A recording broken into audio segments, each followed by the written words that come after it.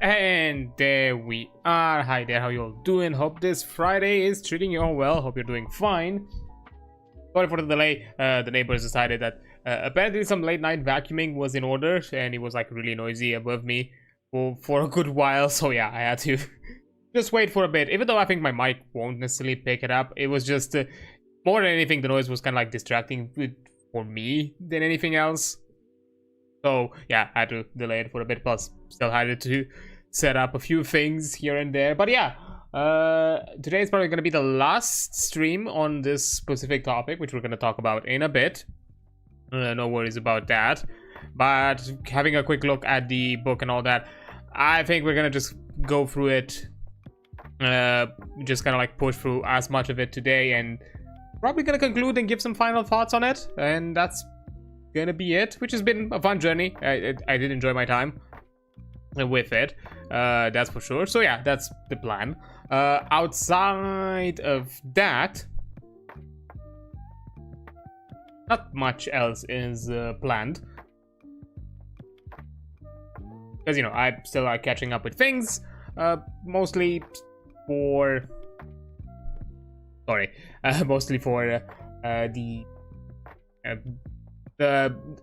damn it, I don't know why my brain is out of it today.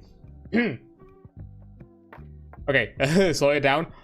Mostly for the side content things. I still need to catch up with that part, but it's slowly coming through. Hold up, my voice is like losing.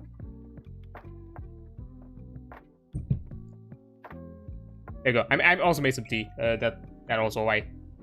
It's also the reason it took a bit longer. But anyhow, kind of big. Getting back to it, yeah, I'm catching up with a few things on the backhand side of it. That's like one of the reasons. It's also kind of taking a bit of a while.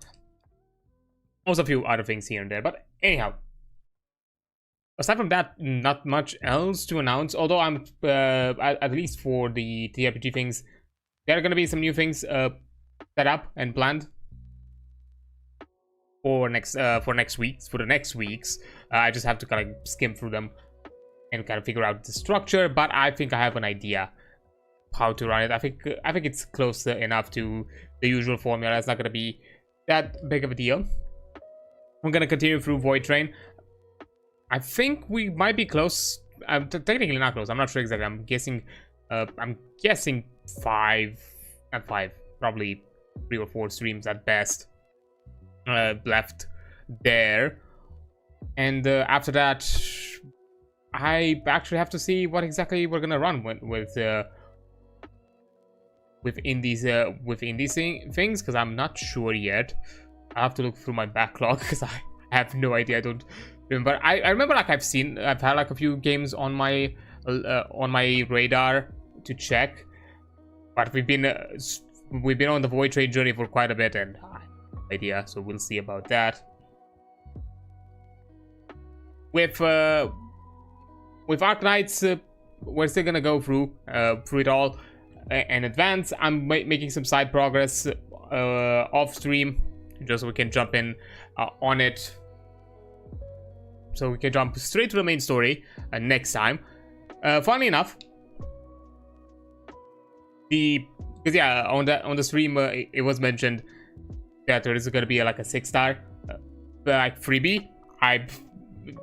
But I don't know why there was like a mention that you needed the first chapter. I don't think you needed the first chapter. You probably needed just a part of this specific part of the beginning story completed, because I was able to get the reward and unlock the character, so I got a new character. Even though technically I'm still about to get like another 6-star freebie from the initial event banners, but I haven't gotten any because we haven't really advanced a lot through the story, and for most of that side, because I think a lot of it you obtain it throughout the end of it, or by the end of that storyline, I think, or through the daily logins, something of that sort. I don't have enough pulls for that, so technically there was like another freebie, so who knows. Maybe it was a mistake to already unlock one, because maybe there was a chance that the 5-star, the 6-star I chose, I might already get it. But I don't care that much. that's gonna be fine. But yeah, slowly making progress for that. Although I'm still a bit behind there, or not necessarily behind, but I'm a bit out of it. Because it's obvious that a lot of the progression right now it's a bit halted with the storyline progression and advancements and all that. So we need to kind of like get through the story, but at the very least, I think the characters are gonna be able to handle themselves through the story decently, hopefully. And there's already some quick mentions of some decent setups as well, but from my understanding, as you progress through the storyline and leveling, it's not that big of a deal. You can like have any sort of setup. But I've already kind of seen some advice for like specifically for the character that I got, like a bit of a team setup. So I put that together just to see how it goes and how exactly it synergizes. But we'll have to see how that goes. We'll probably have to push a bit harder for it and to hopefully go a bit faster. Because yeah, it's gonna take a while. But because we still have a bit of it, that means that as I said before, no Warframe next week, so we can also go through Heaven's Warp. So we can not go through it, actually start it, because we are finally done with the Ram Reborn and get ourselves into the Heaven's Warp journey, which is gonna be a lot of fun. And there's I want to at least keep a bit of advancement, but some progress is also happening behind the scenes with Warframe, because Barrow is now available on the Strata relay, the Earth relay, which was very beneficial for me. I was able to like quickly jump at it, get the Sands of Inaros blueprint, so we can do the quest. So it's gonna be on the docket.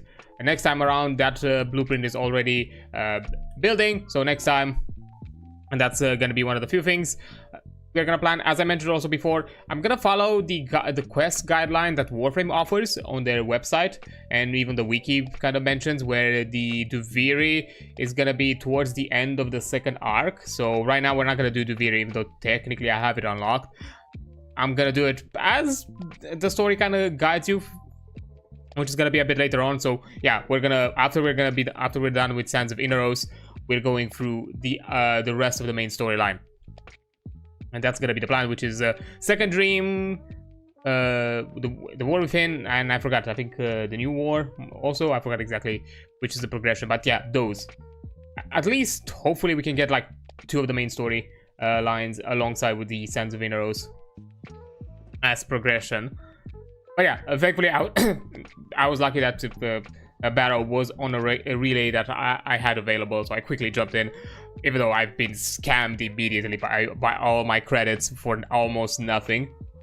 Also, really bad moment to get Barrow on my end, because I also started doing a bit of more extra like foundry equipment and weapons, because I want to like level up and try some other weapons. Plus, I have some other friends who are also playing Warframe, and I finally, I was like, hey, could you like add me to your dojo so we can do like shenanigans? So I now also have dojo benefits.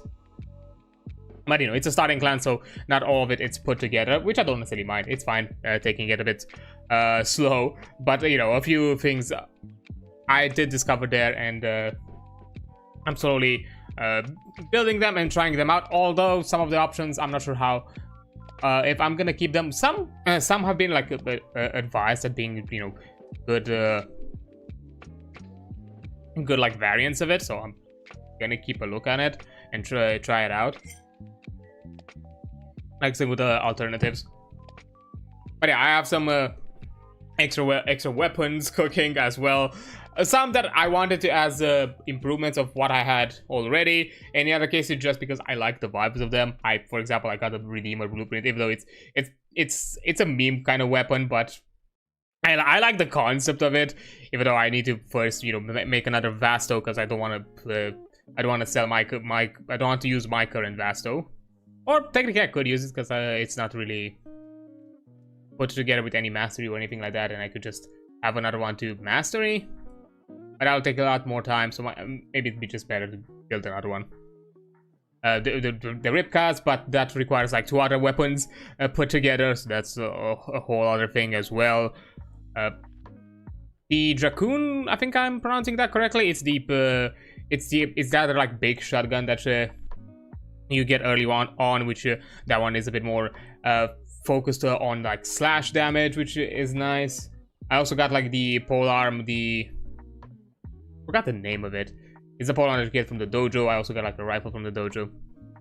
There's some other ones that I want to get from the dojo, and apparently there's some interesting weapons to get also from like Duviri, I think, or through shops that get unlocked through Duviri that you can also have available overall. So that's gonna be something I'm gonna look out for.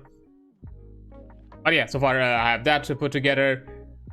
On the Warframe side, I'm slowly, farming for Equinox. It's still, I'm not like rushing it, but that's one of the things. I've done whatever the events have been around here, like the Razorback event, the Ghoul event, but those are, I think I'm gonna finish up pretty fast, and it's a bit annoying because at least with the Ghoul event, I've been really unlucky on getting the rare mod on it, and with the Razorback, I also wanted to farm the blueprint for the Gorgon Rave, but I've been unlucky on getting it so far. I've only got the weapon parts for it. At least I have all the weapons, I just need the blueprint. And also, I've farmed quite a lot of Fortuna bounties for the Valentine's event, because I want to get the collectibles in there. I've collected most of it. I still need a bit more from like the higher end bounties, because I'm lacking those because I've just recently been Mastery 5, so I still need to do a bit of those, but I also need to do a few lower level ones for the cheaper dead bonds that I've not yet unlocked. In some scenarios, I did build them. But yeah, I'm probably gonna be jumping out there and farm a bit, specifically credits, because of Barrow, because there are a few mods that I want to get. There is a Jolt and a Primed Chilling Grasp within the shops, and those kind of interest me. And I would love to get myself some primed mods. That'd be nice. To kind of, get the ball rolling for like some better damage mods. And kind of like improve my stats. But yeah, things have been prepped. It's probably some other things that are gonna be. I'm pretty sure at least Equinox. Hopefully Equinox by next time we stream should be. I should have it. And my plan was with it, on days when I'm not like playing too much Warframe, I'm just like doing like one run of Tilregore and that's it. In other days, I'm doing like more of them, just to at the very least get a new component that I've not gotten, and some other things of that sorts. Also advancing a bit too with my reputation, but anyways. That's things on the side, but yeah, there is some things that are getting prepped for next time, so there's not gonna be too much weight on that end either, and it's gonna be nice and fun. But yeah, aside from that, not much else on the gaming side, because yeah, Warframe still has a lot of content on that end. With Enfield, I'm currently just thinking of doing like most of the content on the stream, at the very least story, like quest related, and we'll see if anything else is gonna be done outside of it. We'll see. That's kind of my idea and kind of my plan for it. Outside of that, not fully sure.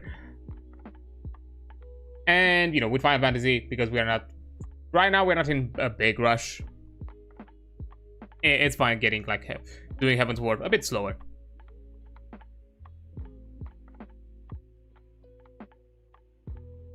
But yeah, on the beginning end, it's not much more to kind of. Although something that I just found out today, speaking of like, not necessarily. I mean, it's indie adjacent. It's actually no, it is indie. Full on, within considering the circumstances. I saw an announcement that Poker Night at the Inventory is getting re-released, which is a shocker. I did not expect it. Apparently, some of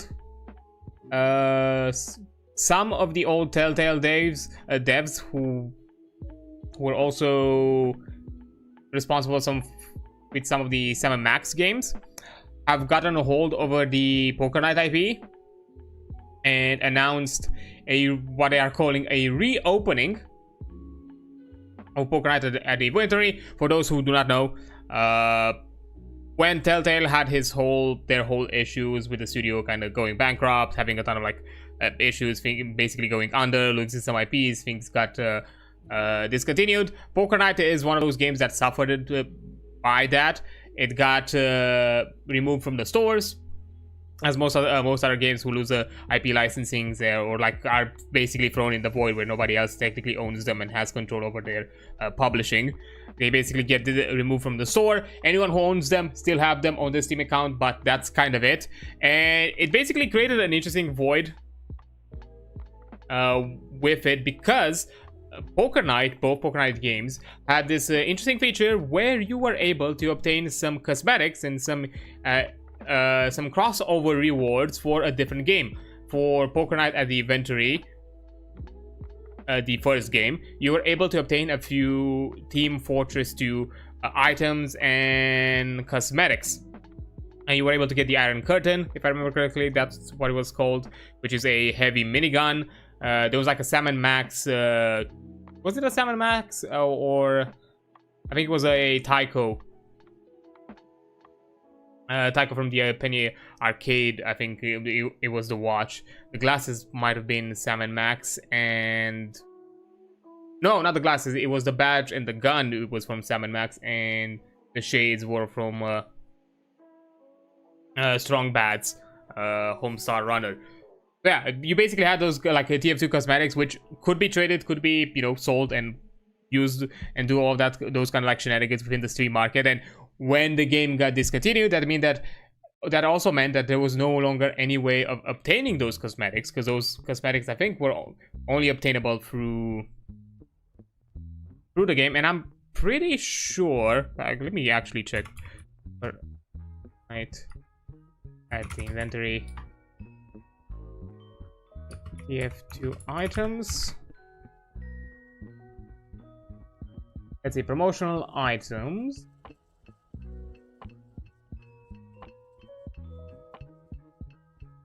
They're like community ones.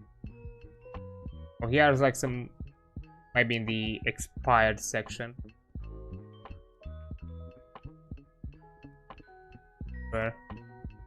There we go. The Iron Curtain, yeah, I was right. The Dealer's Visor was another one, although that was not mentioned in the reward pile. The Luger Morph, oh, which is a pistol. Let's see, the Iron Curtain, was it?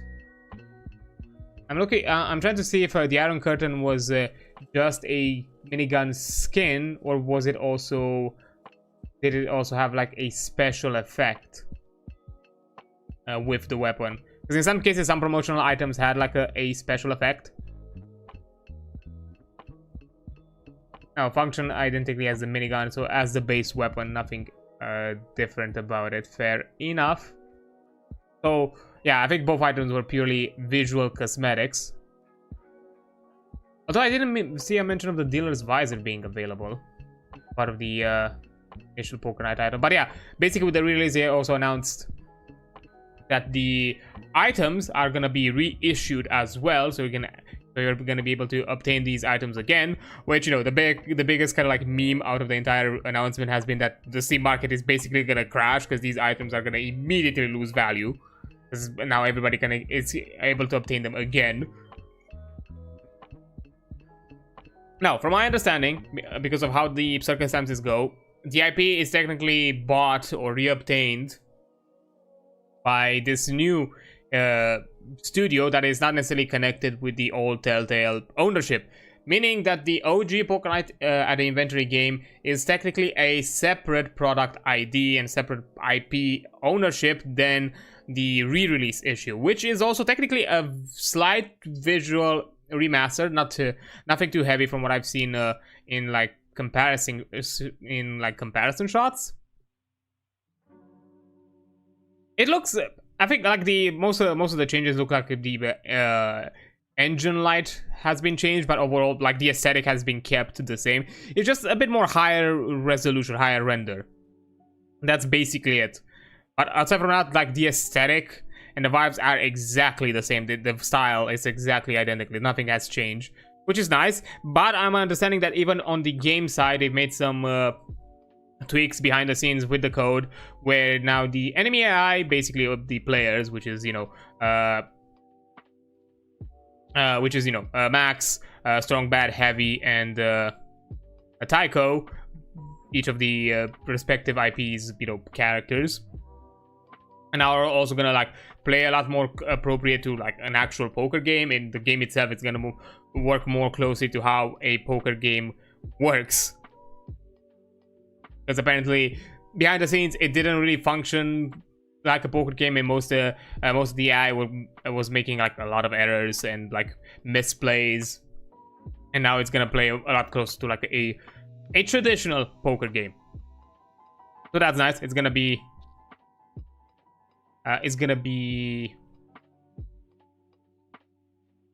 it's also kind of a slight improvement, but because the ownership and IP things are a bit different, there is a possibility, nothing has been mentioned, but there is a high possibility that those who own the original version may not necessarily get a freebie or like a remaster upgrade of this, because it's not owned by the same company. They're owned by two different companies. They might not necessarily have the power to do so. But apparently, from what I'm hearing here, it's gonna be at a pretty cheap price, like $10 on Steam right now. It's still on a wish list option. It's not like any sort of like pre-order or anything like that, so there is no pricing there. But apparently, at the very least, how the PC Gamer article says, it's gonna be $10, so not that big of an investment. And to be fair, it's a fun, like, chill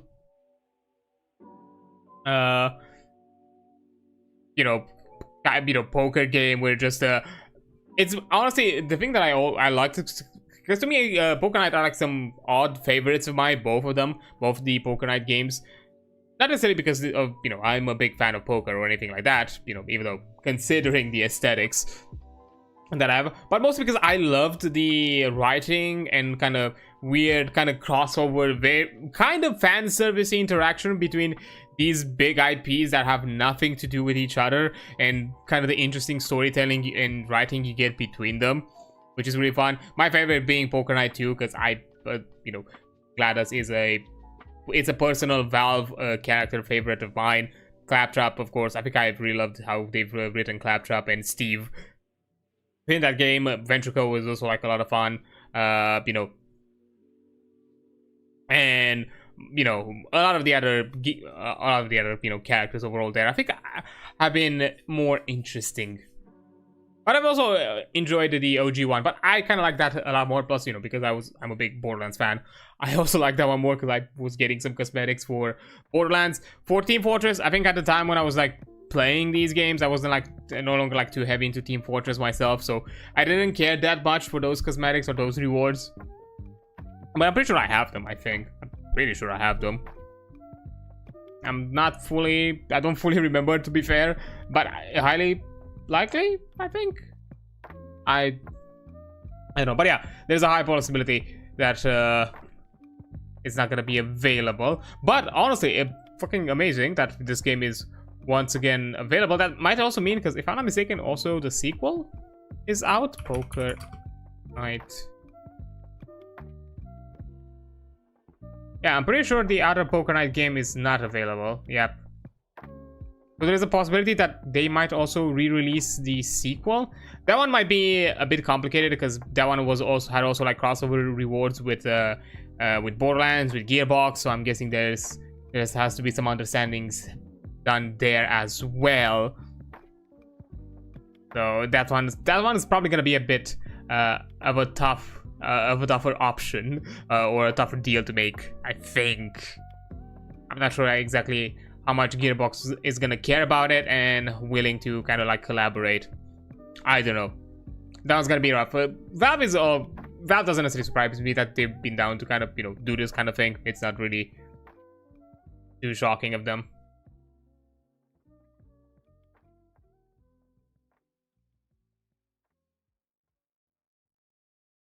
But yeah, apparently, a lot of people were already like speculating that something was happening, because some have seen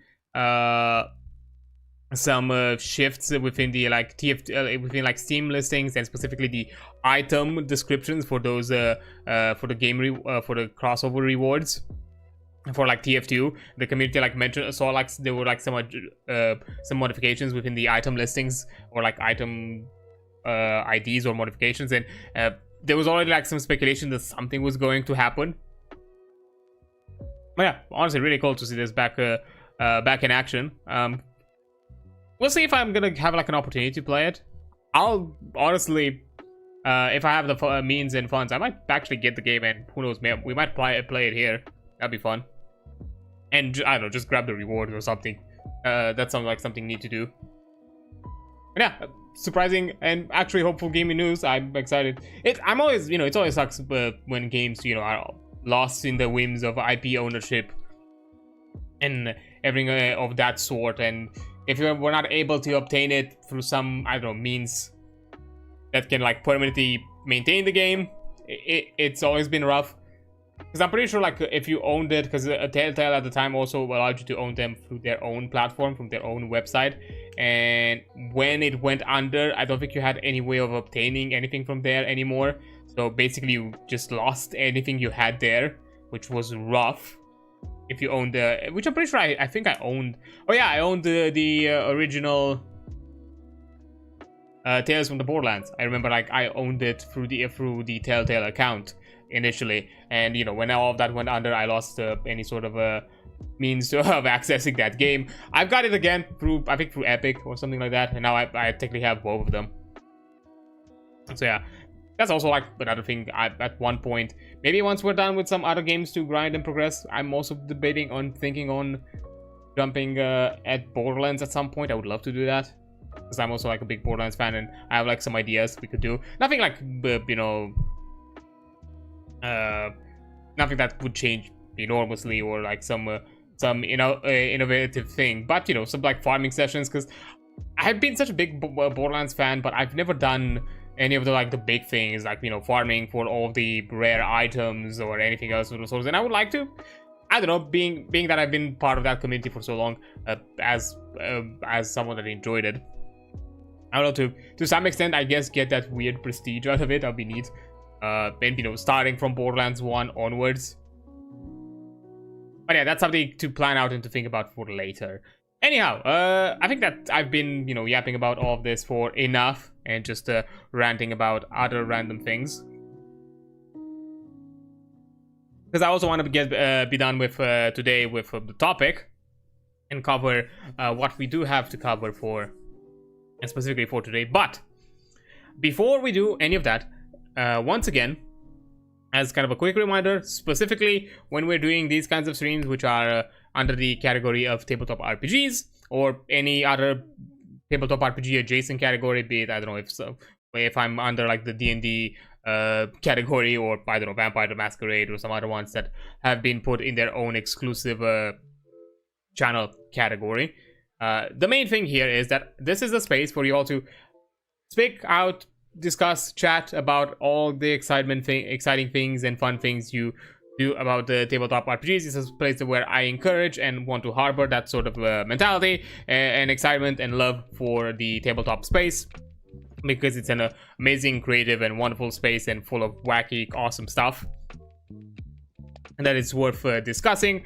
So if you have something that you want to talk about, either that happened in your session, something that you've made yourself, maybe you're a game master who's created something interesting that you want to kind of like, I don't know, gush about, but you know that if you were to do it to your players, it would not necessarily be the right time, because maybe that information right now is a bit too sensitive to be offering. If you have secret plans for the futures or anything like that, I understand that sort of struggle. Or if you're here to ask for any sort of help, advice, anything else of that regard, and this is also a place to kind of ask around.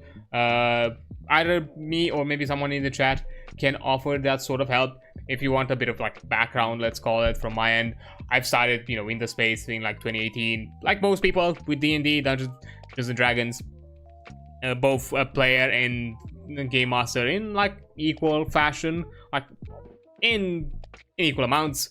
Then in recent years, and almost like 2 years ago, I've also got into some other game systems, and mostly as a player for the time being, but I've started exploring some different systems, being within the old kind of like World of Darkness scene with some Hunter the Reckoning first edition, the Imbued, for those who know World of Darkness systems, plats, and lore, as well as Vampire the Masquerade 20th anniversary. Those were like 2 main things that I've been playing and enjoying for a good time. Also the Gestalt RPG system, which is a D20 D&D Pathfinder like kind of very alike kind of fantasy system. Which if you were to play it or read through it, you'd see a lot of familiarities with those systems.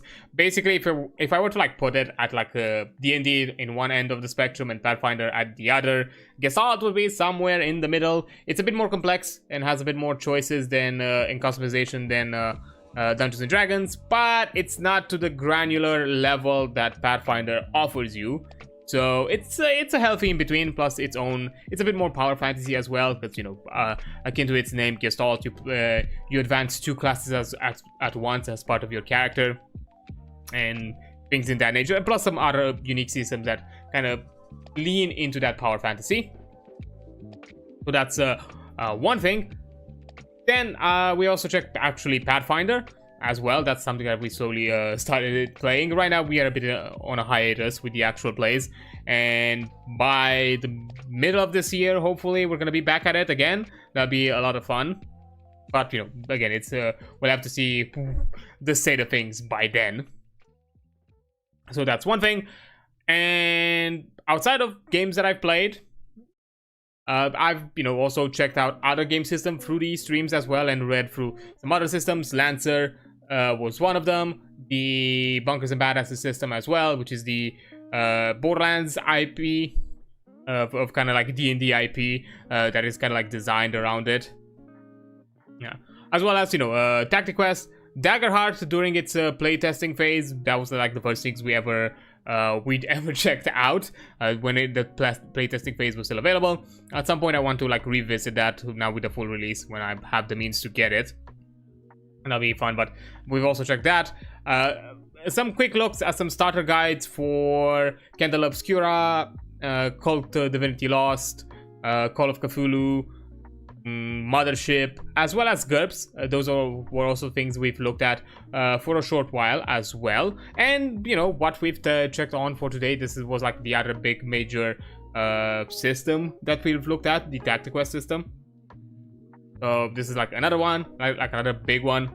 And there's like another one in the plans in the future. I'm gonna be looking into Beam Saber as well, so that's gonna be a lot of fun. But yeah, these are the ones that I've checked. And also on occasion I might have had looks in some other systems out there. I've played some like quick one-shot systems I played the Witch is Dead for like a charity event, which is designed by the same creator who made the Honey Heist one-shot as well. So if you are familiar with that one, you probably understand the style that the Witch is Dead kind of goes with. And in most of these kinds of are the elements adjacent. And of course I'm also interested in exploring more in the future and doing more things. Right now thankfully I've been things have been clutch. Something has been coming in clutch, and I have like a new system to check out, which is a lot of which is great, because Beam Saber is one of the systems that, to be fair, after being told a bit about it, I kind of want to look into it, and I've been able to obtain it and acquire it. So that's gonna be exciting, but we'll have to see after that one what exactly we'll do, because I'm running low on topics, and I might change up how exactly we're gonna do this formula, at the very least on periods of time when I don't have a system to talk about or a system to kind of look over. We might do something different.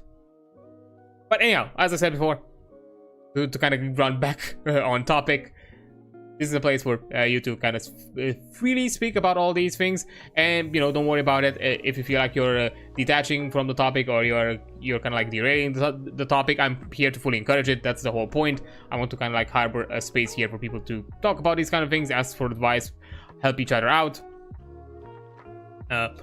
Basically, me having a topic to discuss on stream is also for the sake and reason of having something to talk about in case nobody has anything to mention, because as I mentioned before, this is also a place where I'm completely fine with lurkers and people who just want to hang around and hear me talk or yap or do anything of that sort, and that's also like completely fine.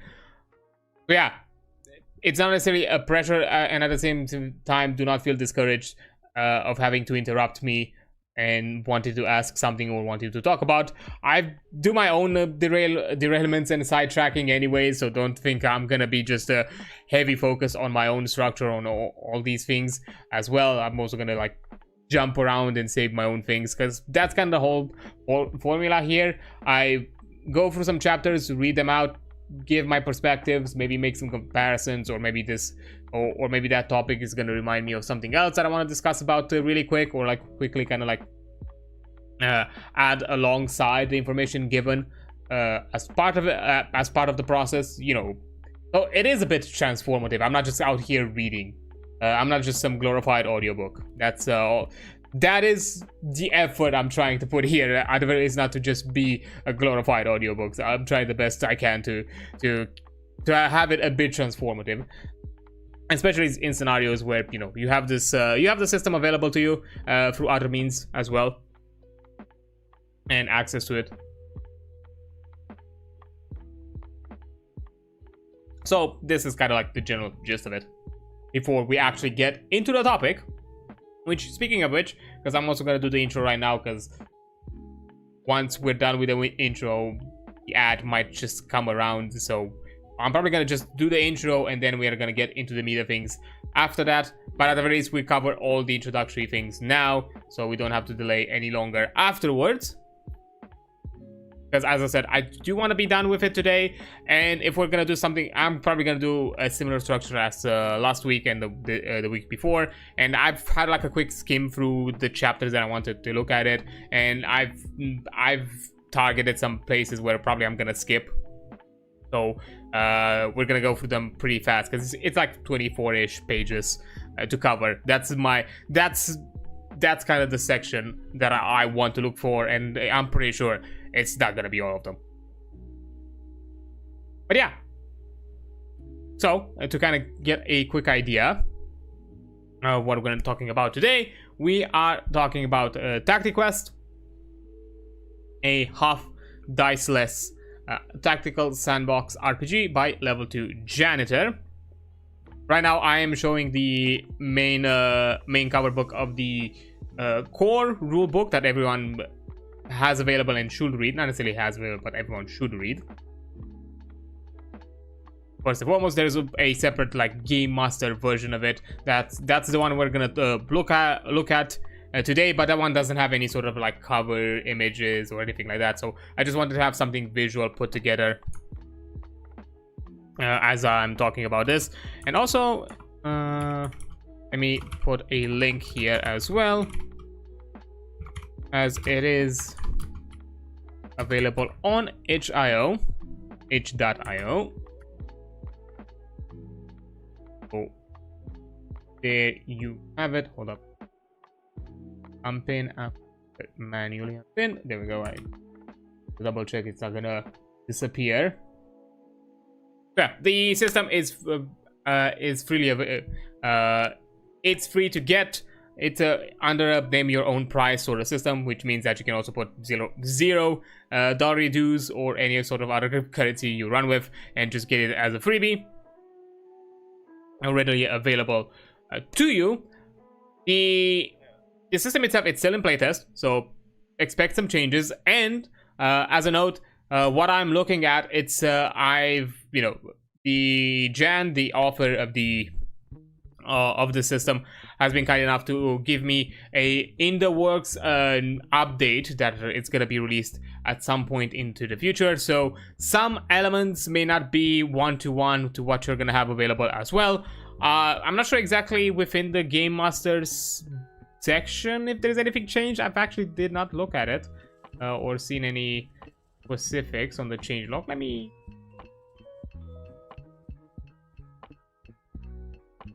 there... Okay, there is a changelog. Okay, most of the changelog from the looks of it is on the Bestiary. Then, yeah, most of the changelogs are on the Bestiary, and some new enemies have been added, so that's kind of the plan. But yeah, as you've seen, this is the main page of the book, and there's no like cover or anything. So for the time being, as I'm discussing, I'm having this one overviewed here. But yeah, Tactiquest, as I said, is a near-diceless a tactical sandbox RPG to kind of run the bullet points to get a bit of an understanding what this game is about. It's mostly focused on strategic, fast-paced fights, where the plan is so there are no wasted turns, and there are no like stuns or any other systems that kind of like remove or block any sort of like agency. So, you know, the time spent on fights is boiled down to the interesting and impactful decisions and abilities that characters have available,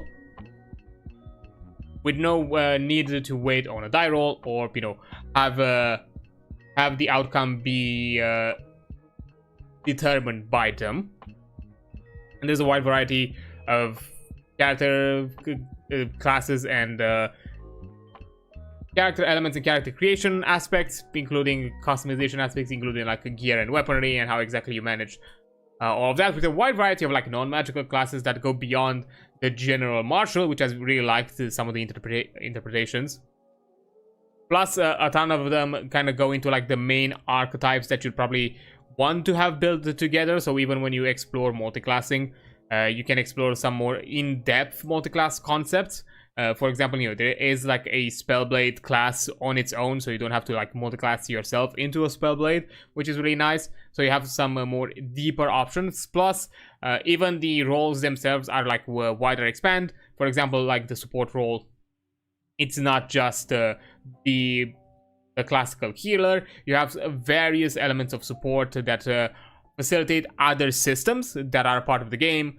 Systems like, you know, the resource management, trading, how you interact socially. So even though the game itself is heavily focused on the combat section, it still has abilities and characters and species that encourage roleplay and offer roleplay benefits. So you still have that element as part of it.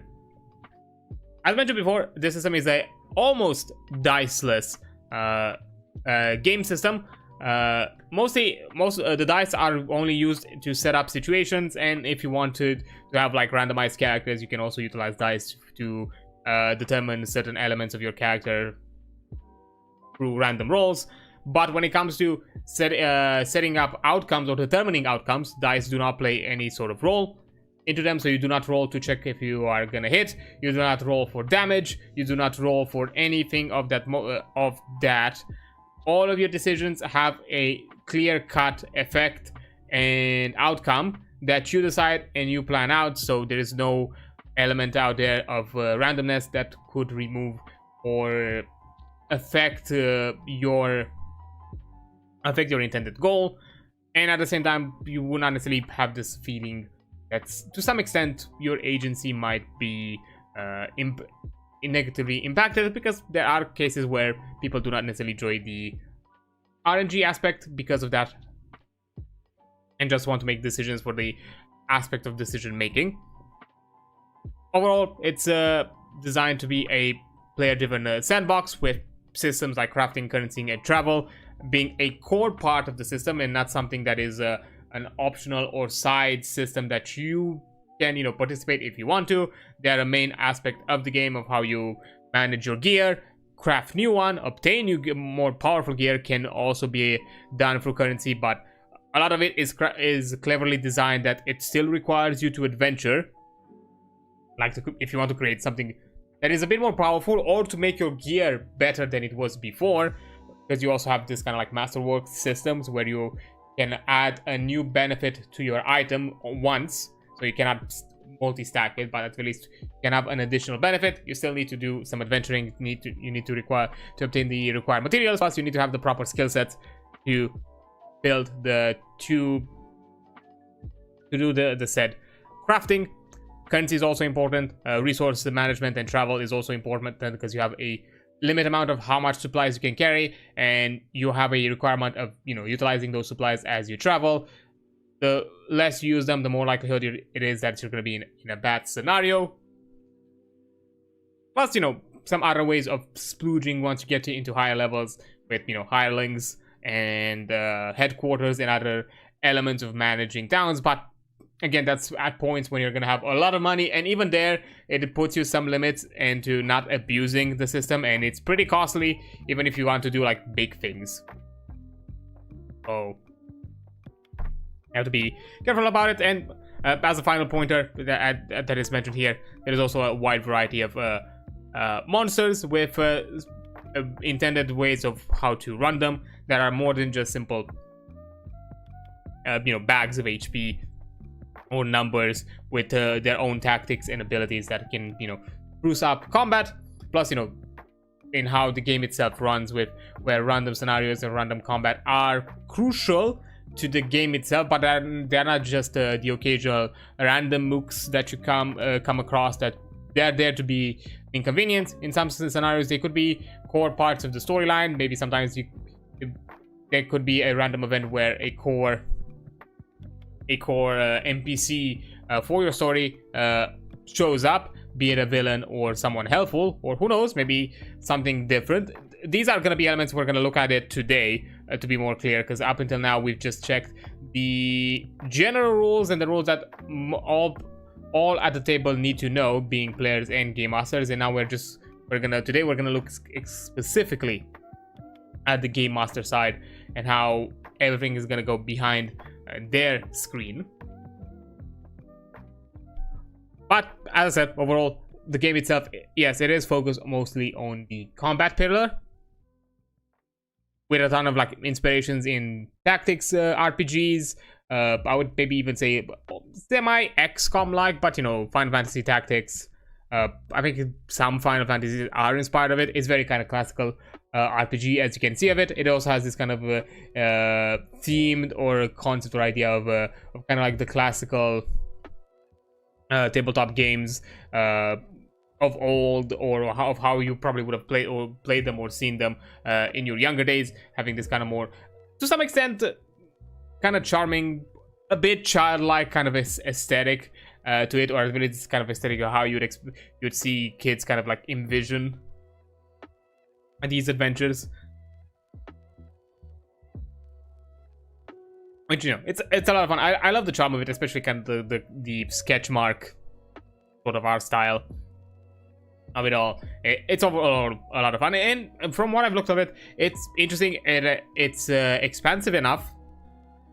It offers you enough customization where it makes it very clear that your decisions matter, and your decisions play a lot, have a lot of play in the outcome of what's to run, and there's a lot of things to kind of like weigh your resources into. So at times you have to make decisions in the sense of what is best for the situation, and you have to plan out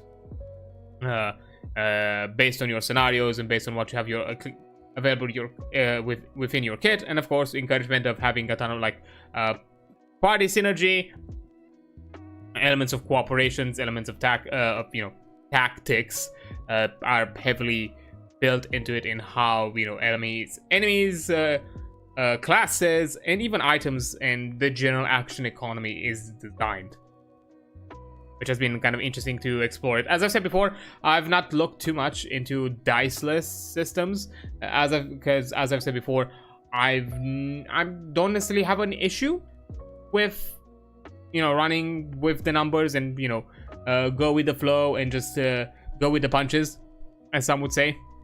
I'm completely fine if at times I have like bad rolls. or anything of the sorts. But even I'm not perfect. I'm human as all the others. I've had my moments where I've had a continuous amount of like bad rolls for some reason or another, and it can affect a bit of your experience. In my experience specifically, up until now, most of the times when I've had this issue, it was also because of how the general system was kind of like built around, where, you know, it felt like, you know, whenever I was failing, it basically also meant that all that I was able to do within that moment of action was wasted, and I had to kind of like wait around. And to me, that was kind of more than anything the issue, not necessarily the fact that I rolled badly. I'm fine to roll badly, but the fact that I didn't have any sort of anything else adjacently that I could do. I was just there. Oh, I failed. Now I'm just gonna sit here and just take my punches and can't really do anything else about it. And even when I'm taking my punches, I'm at best gonna be able to avoid once, and then I'm just gonna be run through. I'm talking about the combat system in old World of Darkness games. Because if you are not a combat-oriented class or a character, you are gonna have a rough time in a lot of scenarios. Because yeah, that was with Damien, my at that time Bali turned vampire, who doesn't have a like, yeah, I have Daemonian and that kind of thing, but I've just had a bad roll. I was not able to use my discipline, and I just sit there. You are able to do like a dodge per combat round, so at best I was able to avoid one instance of damage, and after that I was just getting my shit kicked in. And I've had like several rounds of that where I just try to do things, try to be helpful, try to be supportive or do damage or do some other things within the game, and just didn't get the rolls, didn't get the results, and it was really rough. To be fair, there was some other underlying issues there with the character, but that's fine. Those are general things that I kind of like run with it, and I was kind of overall like okay with them. But to be fair, there was also like the fact that I didn't like necessarily like fully realized, and I just realized as we kind of went through it that yeah, there were some underlying issues there. But to be fair, I was like already kind of like planning, even if that chronicle itself would have not concluded, I was already kind of like planning to retire that character, mostly because of how elements of the story panned out. I felt like the character's goals all of a sudden like shifted, and I didn't feel like it would any longer align with the party. So it kind of made sense to, you know, tie loose ends and then kind of like move on and do their own thing, and at best be a supporting character for the group. That was kind of like my plan of it. But anyways, as I said, I'm the type to go with the flow. I can, you know, at times get also frustrated, and equally I can understand why there's a lot of people out there who do not necessarily like the element of RNG to factor heavily into the outcome of their decisions, especially if they felt like, you know, they made a really good move, a really good, smart action or plan, and all of a sudden, all of it is just gone to shit just because the dice determined that it's not going to go well. Of course, that there's a bigger underlying problem there, that if the dice system somehow, or like the decisioning factor of the dice is not built in such a way where you have multiple factors of win and lose, or of different weights and some other things of that nature, where at the very least you feel like you're getting something out of it and not necessarily just purely failing or just having some sort of like binary result, or just the binary results and the extremes, because that's usually how it goes in most systems.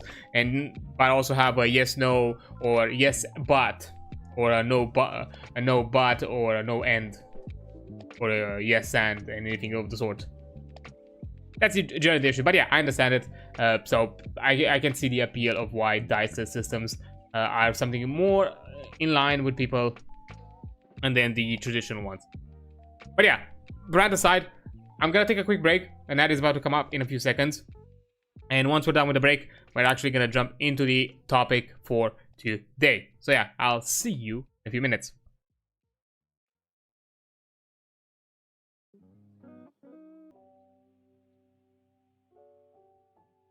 Okay, there we go. So, without further ado, let's actually get into the topic for today, which is the Game Master Guide and Bestiary. But, to be very clear, as in many other cases, in many other things before this, I'm here to just look at the core aspects and core elements that the book on itself is gonna talk about and describe. When it comes to lists of things, be it features, abilities, classes, or in this case like enemies or anything else of that nature. In here could also be like elements of how to design you know, aspects of a settlement or something else of that sort, or like aspects of an environment. Those I'm not gonna look too in depth into it. Those are elements for you to check out and for you to look at in your own time, because at the same time I also want to encourage you to get this book yourself and look into it and check it out. I'm here to look at the core system and the core parts of play, and right now the focus for looking at the Game Master guide is to see how the book itself runs you through the steps of planning a session and running it, and what sort of tools and guidelines does it offer, if it's descriptive enough, if it offers more than all that you need, or if it needs to be a bit more helpful or descriptive. That is what interests me, which basically covers this section, these 24 pages. And even within these pages, as I kind of like skimmed through them, there are elements where things get listed, which I'm gonna skip through, so it's technically gonna be less than 24 pages. So it's a high likelihood we're gonna go through this, all of this today, and we're gonna stop there. And anything else from this point onwards, you know, the Bestiary onwards, that's for you to look out for and for you to check out. So yeah, let's get into it with the first chapter, which is creating a campaign. Let me just quickly zoom in so you can also see better. So, creating a campaign. To run a game, you'll need one, a gridded map, gridded? Yeah, I think I'm saying it. I don't know why my brain right now thinks it sounds weird. You need a gridded map of your campaign region, dotted with settlements, dangers, adventure sites, and other landmarks. A table of encounters which players may run into as they explore the world. Combat stats for the enemy players. The enemies the players will fight, usually ones from this book, but using custom monsters is also common, especially if you're familiarized with the system and you want to like spruce things up and, you know, keep players on your toe. If you know you have the type of players who like to metagame or have a bit of that kind of like metagame knowledge.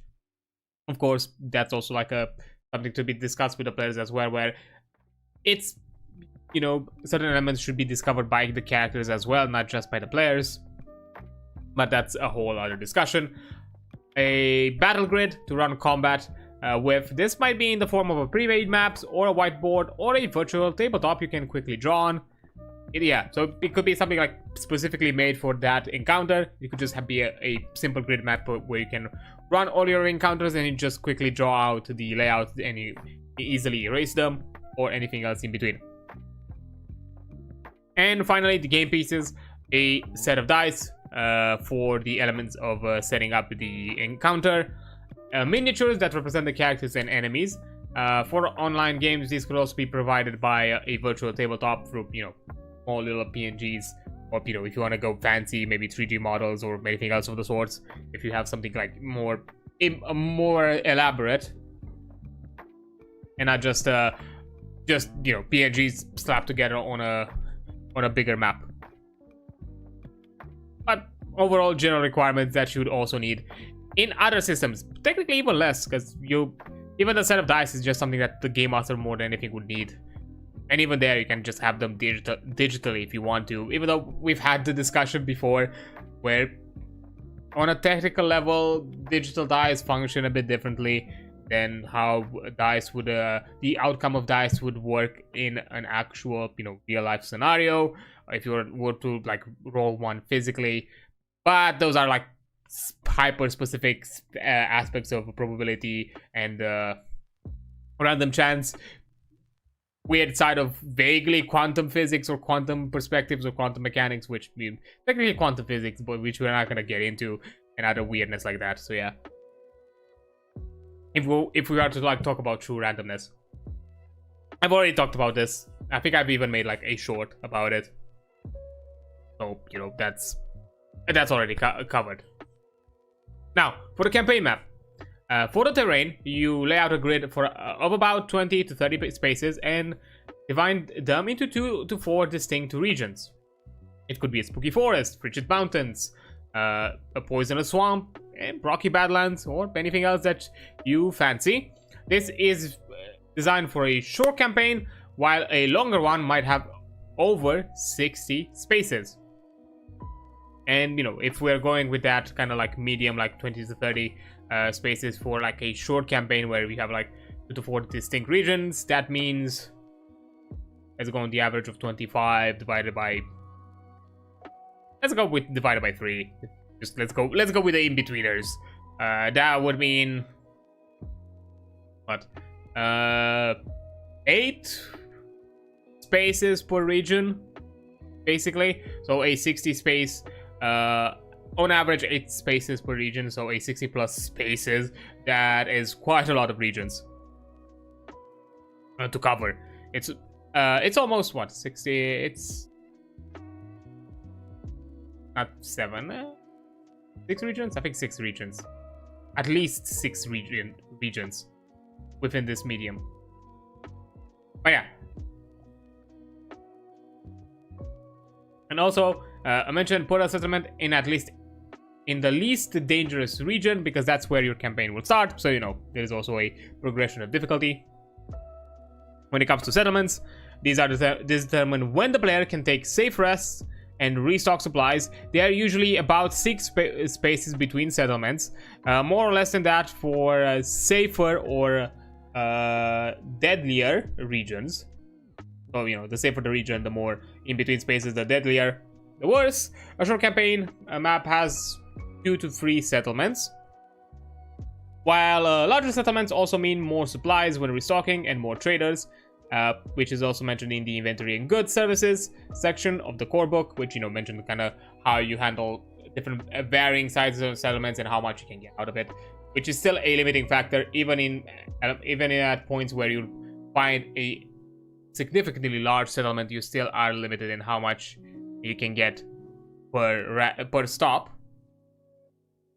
You're not gonna get a lot. Then you're gonna have problems. Come up with a few ongoing problems. This might be scheming villains already in power, monster infestations, shortages, plagues, disasters, and disappearances. It's advised to at least have one big villain, and optionally a few smaller ones whose impact and influence are always present. Place their lairs somewhere on the map, make them visibly the most dangerous thing in it, and let players battle them when they feel ready. And also come up with ways where these problems worsen over time. 1 or 2 problem worsening per week is expected, or in reactions to player characters disrupting the villain's plans. So, you know, if players do not deal with the problem, things get worse, or maybe sometimes the problem gets worse because of some of the decisions the players have made. You never know. Even indecision is a form of decision, as we've talked in the past. Landmarks, added dungeons and other adventure sites, and other adventure sites to your world. About 1 in 3 spaces on your map should have something unique. Not everything needs to be very in-depth. Most landmarks can be just a few sentences of descriptions, plus something to interact with. A monster, a merchant, treasure, environmental danger, and so on. A few though should have a bit more substance, which is going to be mentioned later within the book through the dungeon design. Then you're also going to have encounters. Finally, you'll need an encounter table for your region as well, with more results the larger your map is, which is going to be mentioned in the next page. But yeah, as I've said before, when you start to forgo dice and you forgo the elements, a lot of the elements of randomness, and in some cases how general concepts, certain concepts of designs are worked, you get a bit more, and everything is a lot more like predetermined, or you clearly have actions that clearly define outcomes. You go a bit more in what I like to call a bit more of a board game design, where elements of game structure and systemics are a bit more not necessarily put together, but they clearly are put in a specific kind of framework, in a specific set of limitations. Because the advantage of tabletop RPGs through the elements of factors being decided by dice, that means that you can go a bit more loose. You can, because technically the dice are the aspect that kind of puts the limit. When you no longer have dice as a limiting factor, you now have to have a bit more of a rigid structure that tells you very clearly where things go, what are the things happening, how are things developing and in what way, and through what decisions do they develop like so. And you know, you need to have them a bit more detailed, and you kind of go into what I like to call a bit more of a board gamey structure, where you have elements of the game more clearly defined, more clearly put together. And you can see that through here, through all these elements of, you know, where you encounter landmarks and other elements on the map, in how often and how rare they are, depending on how big and how small your campaign is. To be fair, all of these elements can, of course, be taken upon also by normal games, you know, traditional tabletop RPGs as well. But as I said before, here it helps a lot more because you need to have a bit more structure and a bit more clear defined boundaries than and then in the case of dice, where, you know, the dice are your limit. The dice determine, in some aspects, the boundary. Of course, you can mix, as I said, you can mix and match. You can take elements here and inspire them and actually apply them to traditional tabletop RPGs, and maybe even vice versa. Because at the end of the day, this is a way of structuring a game session, structuring a campaign, not necessarily how to run the game itself, or how exactly some elements, or at least to some extent, these elements could be reinterpreted in other systems. But I do like, at least as a starting point, it's nice to have this as a clear guideline, because especially for those who are at the beginning and don't really know how often to add encounters, where to add encounters, what else to be added, and because of how this game runs and how important the aspect of supplies and having access to supplies and deciding where to travel and so on is important.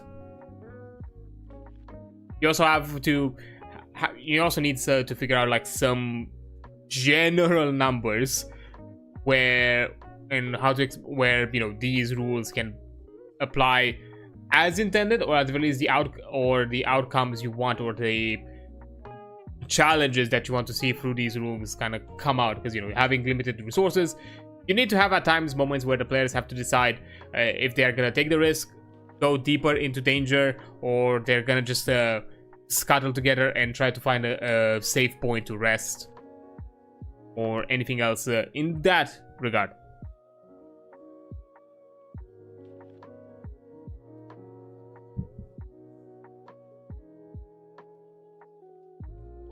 Plus, again, to make it very clear here, because I'm pretty sure like some of these elements also don't necessarily have to be knowledge to your player. Like, of course, settlements, and especially widely known settlements, should be pointed on the map.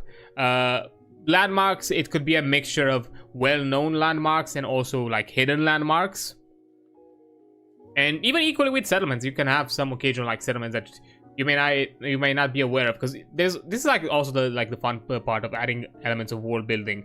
When it comes to like exploration, take the perspective of the adventurers, and more importantly, the location that the adventurers are in, because most of the information they may have comes from their point of origin, be it the settlement they start in, whatever town or place of origin the characters themselves have on their own, and from that point and from there you have a pre-established knowledge. But for example, if nobody within the party is part of an orc culture, let's say, maybe they're not going to be aware, and none of the settlements that they've been around have have interacted with any sort of like larger orc culture, maybe their maps have now no sketch or no information about any nearby orc settlement that might actually be there that you as a game master could have planned out.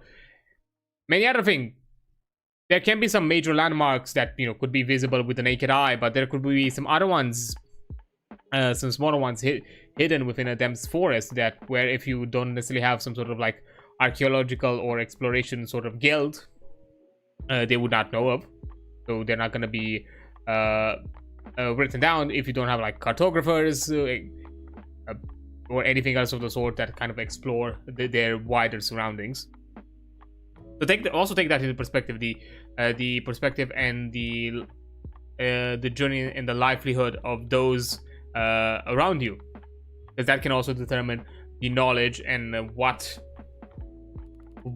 is the perception of the general world at the start, and then you can, you know, start to slowly populate. So initially, when you start, the map could be a lot more barren, even though in truth it could be populated to the brim with all of these elements, and the players still have this kind of like interesting surprise.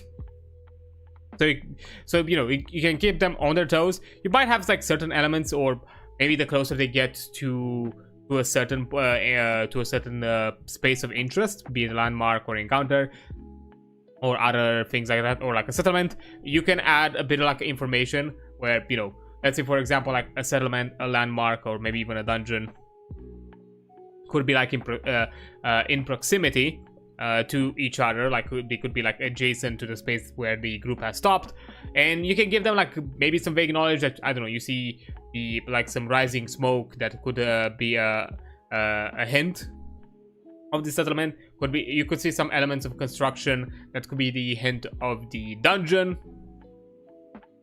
and some other odd elements of a landmark. Maybe you have a bit more of an open area and you see something like put together, some sort of like a encampment in the somewhere across the distance, and that could be way smaller, which could be akin to a separate sort of encounter, which doesn't necessarily have to be like a combat encounter. Yeah, always plan out what you know versus what the players know, because that keeps things interesting and unpredictable, and also kind of, you know, facilitates a lot more of the theme and you know, behavior of exploring. Because if they do not know what's around the corner, they want to find out.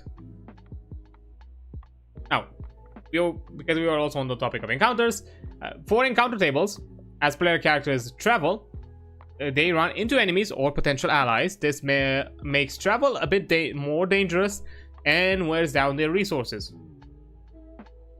Now, what's a table?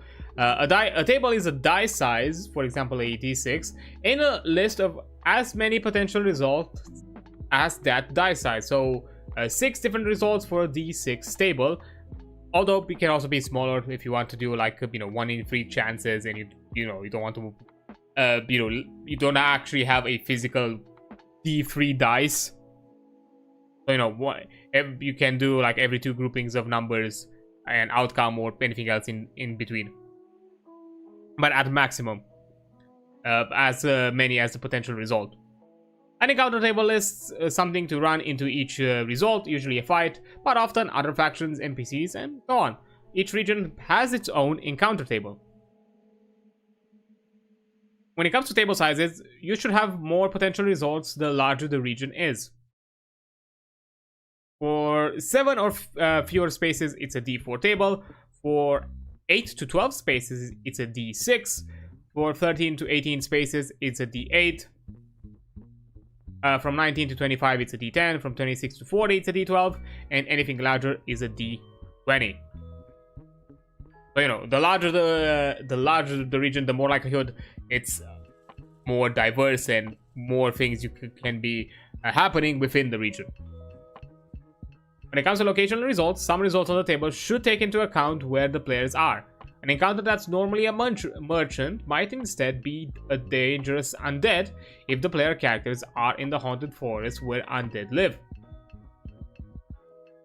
Every table should have whatever lives nearest as one of the results. So, you know, we can also have something that reinforces the themes of the location that you're in. The players have a clear idea of what's happening within this region, or what to expect in the future of this region.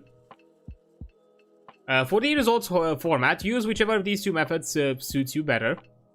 On the fly encounters, each result of the table generates an encounter on the spot, a 3d12 danger worth of slimes. This requires the game masters to spend a few minutes quickly putting together an appropriate battle after rolling, but the table doesn't require any further upkeep. Or you can have curated encounters. Each result is an already designed encounter. So, slimes, 1 reverend slime and 2 bouncy slimes. After an encounter occurs, it's crossed off the table for the result of the session, for the rest of the session. When the game master, with the game master replacing it between sessions. If rolled again before replacing, they use the result above instead. So you keep things fresh. You don't always run into the same tables. That's probably one of the new DM mistakes that some people can do. I've done it myself, where you just keep the table and you run it as is and don't necessarily take into account, you know, the fluidity on the aspect of, you know, the living world. Like if as part of the encounter, let's say you have an encounter where you let's meet a band of I don't know, bandits, for example. Once you're on with that band, once you do that band of bandits, that means that, you know, within a breathing, living world, it's unlikely to that in the next mile or so in any other direction, in the next few miles or so in any other direction, there's gonna be another band of bandits. It's most likely that the band of bandits that you've dealt with, it's the general mass of them in the wider proximity. So anything else that you would encounter by the next point you'd have a random encounter, it's most likely not gonna be a band of bandits. It should be something else, because it removes a bit of that element of immersion. It makes it feel a bit too gamey, and not in a fun way. It feels, especially because, you know, it feels repetitive. It feels, you know, it removes elements of immersions and diegesis, and just having to do the same things again, it's also a bit monotone. So yeah, take into account the aspect that, you know, you're in a living world.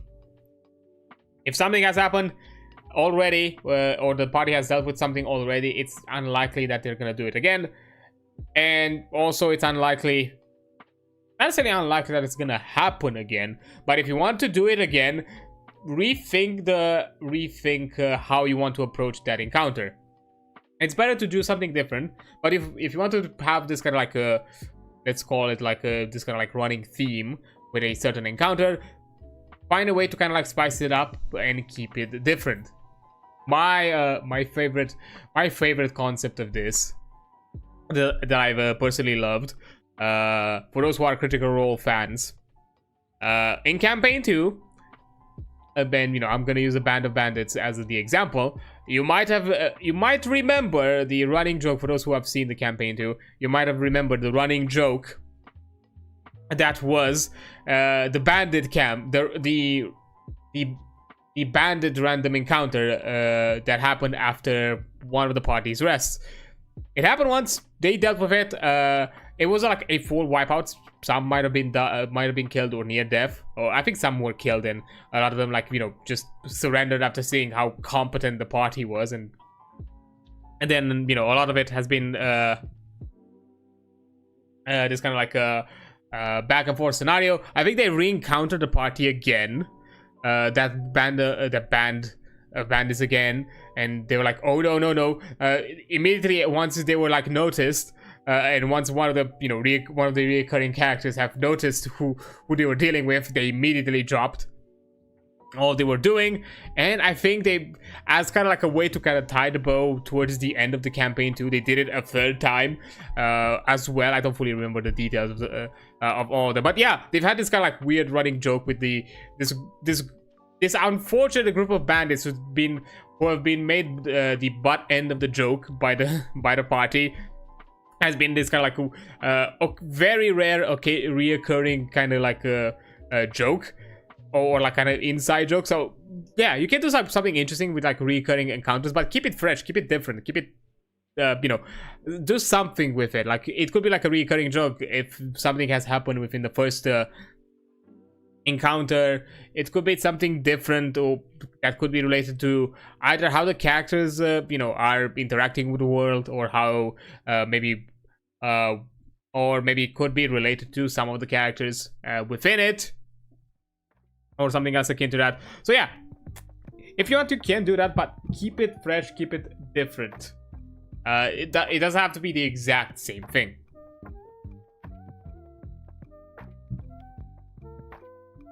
But yeah, hold up, I just don't think, yeah. Okay, fixed. Yeah, not fully fixed, but decent enough. I'm gonna, once we're gonna have a break, I'm gonna deal with it. Now, getting back on track, when it comes to like designing the results, a good encounter table should have fights of varying difficulties, some encounters that tie to nearby landmarks or factions, and some non-fight encounters. That's also like another thing. Don't just have the encounter table just be combat encounters. Keep it fresh. Sometimes it could be like a random item or like random landmark. Not necessarily random landmark, like specific landmarks within the within the region. And these landmarks could be something more akin to, let's call them like traveling landmarks. They could be items carried by people that you can decide. I don't know. It could be like a wreckage with like some sort of like significant item, which you can we can consider it's traveling up until the point the party encounters it. I don't know. Could you call it this like the Schrodinger's traveling item or something like that? Like I don't know, something of that sort, where it's perceived as traveling up to the point when the party encounters it. Where at that point it's no longer traveling, it's some sort of like wreckage somewhere. So yeah, it could be something like an item. It could be some other like elements of landmarks that could be tied to the faction. It could be merchants, it could be NPCs that you meet around the locations that could tie in with some elements of story or some elements of exposition, let's call it, as well, or anything else that you find useful to offer to the party that is not just you stab the other person. Now, when it comes to dangerous lands, make some parts of your setting more deadly than the others. Player characters will travel there when they feel equipped to handle them. Stronger enemies are an obvious way to make an area more dangerous, but there are also other ways. Fewer settlements with more distance between them, meaning that they have to thin out their resources, their supplies, as it's a major factor of how they rest, or they have to plan out well in advance, or they have to figure out a way to obtain resources, enough resources between treks. More ailment inflicting monsters, so basically they're also making the travel more dangerous. Equally rough and hazardous climates can do that as well. Encounter tables with few or no beneficial results, like merchants or NPCs that could help the party. It's mostly just deadly encounters or nothing that necessarily would be an immediate boost. Or higher encounter chances, so you are more than likely to get an encounter, because you're not gonna get an encounter every time you're moving through a space. The plan is that we at least have one encounter per day cycle, and you're moving a space per watch.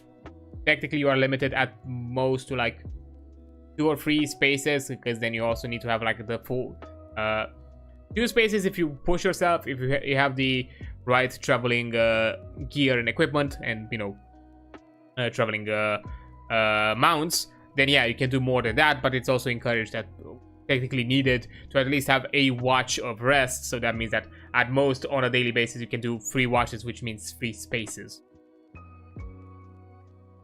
So that means that technically between 1 or 2 encounters at most can happen per day. So on an average, in a normal in a normal kind of like difficult scenario, so in dangerous locations, there could be more chances of encounters. So you could probably have an encounter once every space traveled. But again, not all of them have to be combat encounters. Some of them could be something different. And take into account that the game here suggests that when you're crossing off an encounter and then you have to choose the result above, if you hit the same result twice, that means that at the same time also give a bit of spacing between encounters on the result table, so you don't necessarily have 2 combat encounters one after another, so you don't also run into the possibility, even if you're running of not only running the same result, but also running the same type of encounter, which is a combat encounter at the same time. But yeah. Here's a list of campaign problems and possible campaign villains and titles of said villains. That's something for you to kind of look into and make something of it yourself. It's not for this moment, but it's nice that they give you like some prompts to have like a starting point, because at times it's really, prompts are a really good thing to have.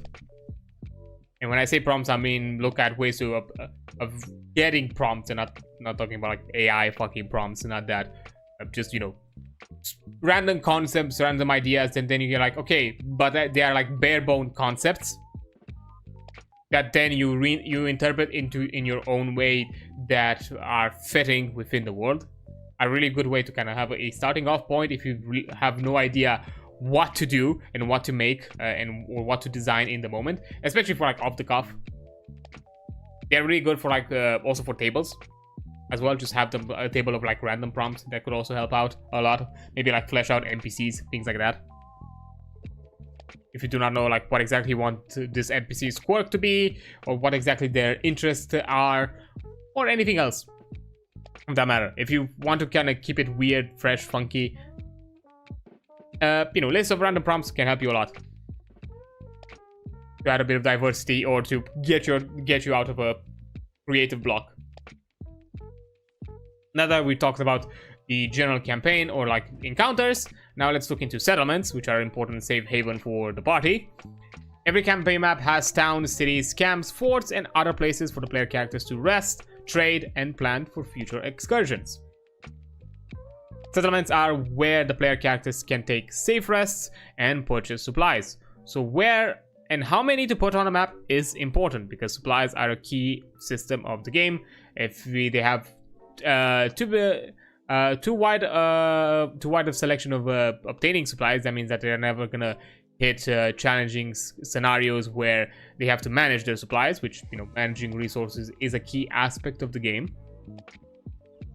So all settlements have a size, traders selling different goods, and quests or problems to get player characters out adventuring, rumors about nearby dungeons or monsters, NPCs with requests or needs, and so on. What you'd probably expect to see out of quests or problems. When it comes to size, supply is more available in larger settlements, but costs more there as well. So the supply price table below is the cost for one supply, and the max restock table is how many can be obtained before the settlement must take a week to resupply. So you cannot take advantage of resupplying infinitely. And the game also mentions very clearly that if the party decides to take a week off, they're gonna run through a lot of costs. They're not gonna have a ton of things to do. It's discouraged in the sense that the costs of staying within the settlement as you're waiting for a resupply, it's not gonna outweigh. It's gonna, in most scenarios, outweigh the benefit. Now, with traders are more numerous in larger settlements and also have more stock. So as you can see here, for supply prices, it ranges from 1 silver to 4 silver, the larger the settlement is. Max restock from 1 to 5, or actually any amount, the larger you get. Traders presence from 1 to 5, and the larger it gets. And trader stock is normal stock for the first two size classes. You get a +1 per item, and in the case of the capitals, it is doubled. You have access to more items to get. When it comes to traders, each settlement has a number of traders available. You can see the sample, the D8 sample of traders below that determine what the town has in stock. No settlement has everything, so player characters will often have to head to specific ones to find what they need. When it comes to what's always available, though, all settlements have the following goods and services for sale, regardless of what traders are available. They have as many tools and scrap in stock as the settlement's max stock for supply. There's always an inn for safe rest, which costs 2 silver per person, and common tools like shovel, rope, and torches for 5 silver each, as well as scrap for crafting, which that is 3 silver each. When it comes to using trader, the following list below offers you some guidelines. Wares are items that traders have by default. A trader has 1d6 of each roll when it comes up, and restocks when the settlement restocks supply. And specified wares are up to the game master. For example, an unspecified potion is up to the game master's choice. Commissions aren't commonly stocked. One can be bought from one trader when the party takes a safe rest, but they are rarer, so I think are ways to obtain additional quests for additional rewards. And specialists are traders with far more goods. They also have double stock for their wares and stock one of things that normally be a commission. When making a settlement, use one in place of 2 traders. So if you want to have a settlement, a specialist, that means that you're going to have less of normal traders. And here you have a list of what types of traders you can have within your settlement. As an example to kind of how it's structured, for a hunter trader, their wares are ranged weapons, caltrops, or hunting traps. For commissions, they have special arrow, non-rare monster parts, and wilderness gear. So in some cases you can get some crafting materials, in some cases you can get some special equipment.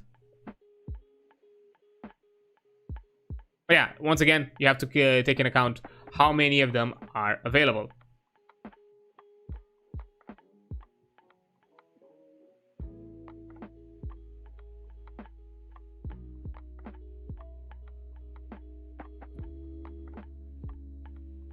Although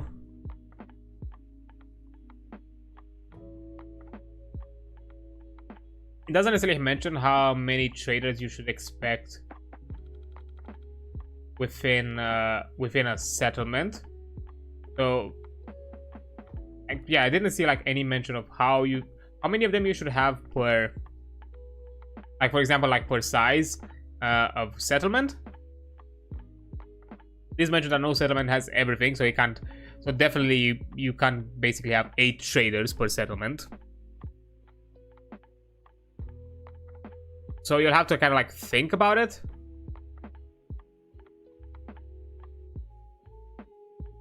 When it comes to it, so you'll have to see.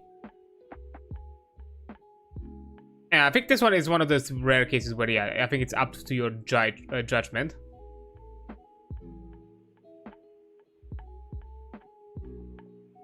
As of 26 of each roll. And restock when the settlement restocks supply. Okay.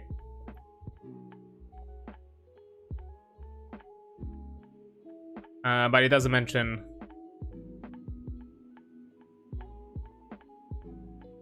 So yeah, basically ranged weapons, caltrops, or hunting traps. They have, this is what they usually have available, and they have like 1d6 of each to a certain amount, and I'm guessing you're there. It's up to you then to determine what type. Fair enough.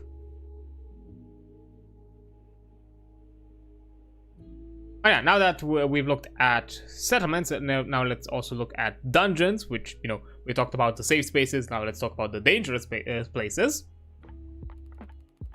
Most interesting and dangerous locations on your campaign map are dungeons. These are any locations filled with danger and rewards for your players to overcome. Dungeons are very gameplay focused areas, prioritizing the opportunity to engage with the game's mechanics, challenges, and choices. And a dungeon should have some, if not all of the following: many dangers to be fought, dangers that can't be fought, or where a straightforward fight is a bad idea, so maybe more of a puzzle sort of situation. Problems with no obvious answers but many possible approaches. A classic way of doing a encounter design: give the players a problem to figure out the solution, but don't have a solution set.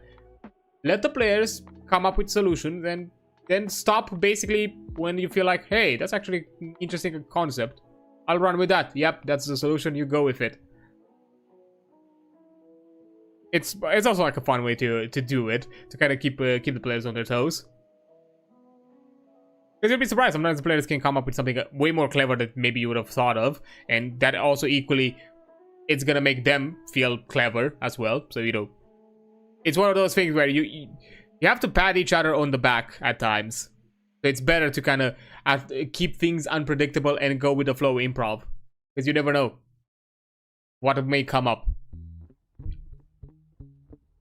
Also, in the list, there should be tangible rewards like silver, monster parts, potions, scrolls, artifacts, and intangible ones like secrets, alliances, leverages, shortcuts, authority, social things. And some tie to the wider, and some connections to the wider world.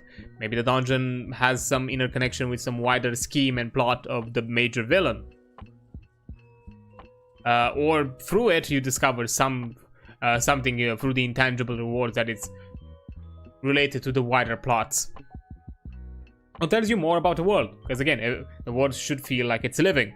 So it should feel like something about this dungeon tells you about the wider, at the very least, the nearby environment, if not the wider world. When it comes to dangers to be fought, fights the player characters can likely win. These wear down resources even when the party is victorious. The battle building advice on page 13 suffices here, so you're gonna have some details later and how exactly to handle that. They should often have a tie to the dungeon. Why are they there? Do they belong here, or are they outsiders seeking something within? So again, tell a story through the encounter. It's not just an encounter for the sake of an encounter. Open-ended problems and unfightable dangers. These provide a change of pace from the usual combat challenges, opportunities to apply non-combat skills, tools, and abilities, or to make strategic decisions that aren't just combat tactics, or to apply creativity and lateral thinking. There's going to be a mention of indirect obstacles that can exemplify this concept. But yeah, the way I like it, it's more of a puzzle, and the puzzle could be in a more literal term of figuring out something like figuring out a solution, or a puzzle in a social term on how exactly are you treading this problem, either having some sort of like social encounter with said problem if it's a villain or NPC that you cannot fight, but at the same time you might be put in a contrarian position, so it's not just gonna be an amicable conversation. So the challenge in there, it's let's turn it amicable, or at the very least let's figure out a solution where through this or an agreement where at the very least the outcome by the end of the social encounter, it's gonna be beneficial to the party, even if maybe in the long term it might have its consequences, but at the very least in the immediate term. Then when it comes to rewards, those are most often the party's main motivation for exploring a dungeon. So some they know ahead of time, some they do not. The treasure section in the later pages has many obvious rewards, and some less obvious ones like knowledge, the stats or secret weaknesses of a major villain, significant revelations, a map to something highly sought, favors, loyalty, or trust from someone powerful or influential, minions, mounts, pets, shortcuts, or new paths. These might be in the form of keys, passwords, doors locked on the one side, or once dangerous routes secured and clear the threats. Considering that, you know, traveling is a big part of the system, offering rewards of lessening the load of certain points of travel can be impactful. Stationary objects such as altars or workstations whose benefits can only be obtained within the dungeon. Something. This is very RPG-esque, and it makes sense. And a safe place to rest in the dungeon. It could be one of those things where you've cleared some wider threat or some, I don't know, malevolent entity within the location. Now the dungeon has become more of a fortified spot where you can easily rest in, even if just temporary. And then you also have ties to the world. Dungeons once served a purpose beyond challenging the player characters, or still do. Why was it built? Why do its inhabitants live there? You don't have to overthink it. Prioritizing realism can cost you interesting ideas, but a little context goes a long way. So yeah, it's not just here, random dungeon. Go. There's something wider and more interesting about it that you should always explore when it comes to dungeons. So, as I said, the more you make elements tied to the world, the more intriguing it becomes. Because that's, to be fair, that's a way to kind of make players interested, especially for game masters who care about the world they build and care about, I don't know, elements of world building and storytelling and NPCs that they care a lot about. If you want your players to be invested, add elements to that in the things that they engage with and in the things that they enjoy, because in those moments they are passively learning about your world and passively attaining that knowledge as a side reward, let's call it, of their general activity or of their planned actions. And the more they do that, the more they're probably going to think about it. And the more they are thinking about it, the more are going to put things together and be like, huh, that's actually something interesting. Maybe I want to know a bit more about it. Maybe there's something there for me or for my character that is worth exploring. And so on. So you know, don't force it upon them, but whenever it comes the opportunity to, at the very least, offer crumbs that, you know, are not like shoved down their throat, do so. Because little by little, this is also a way to, you know, kind of immerse in a way, and also encourage and spruce up the general experience, especially for players who could be a bit more defensive or a bit more detached, or not necessarily, or maybe even simply a bit more uncaring of these elements of tabletop RPGs, and just prefer the mechanical aspect, the gaming side of it, or the systemic side of it, which is also a valid thing. It's completely fine. Everybody has their own interests, and there are systems there that facilitate one over the other, and everyone should play things that they enjoy. But at the very least, if you want them to have an opportunity to explore other facets through something that they're already enjoying it, this is a good way to do it. But yeah, so we're gonna continue with laying out dungeons and more aspects of setting up a campaign and session once I'm taking a quick break, as an ad is about to come up in less than a few seconds, in less than a minute actually, in just a few seconds from now, and I will return once the ad break is over. So I'll see you in a few minutes.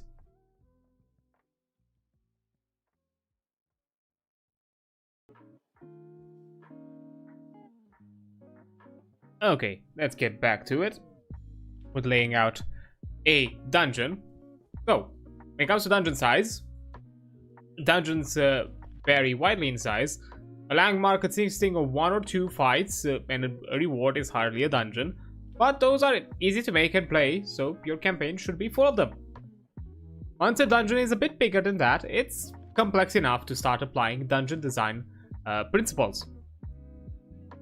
All dungeons have 4 or 5 interactable situations, battle, problems, rewards, or other things that may make up a scene. Larger dungeons with something like 10 to 15 situations start taking multiple sessions to clear. Player characters may have to leave these behind and come back later, and they're large enough to justify having their own random encounters. While huge dungeons with 20 to 30 situations at a set piece of a campaign, the player characters will have to leave and come back to multiple times.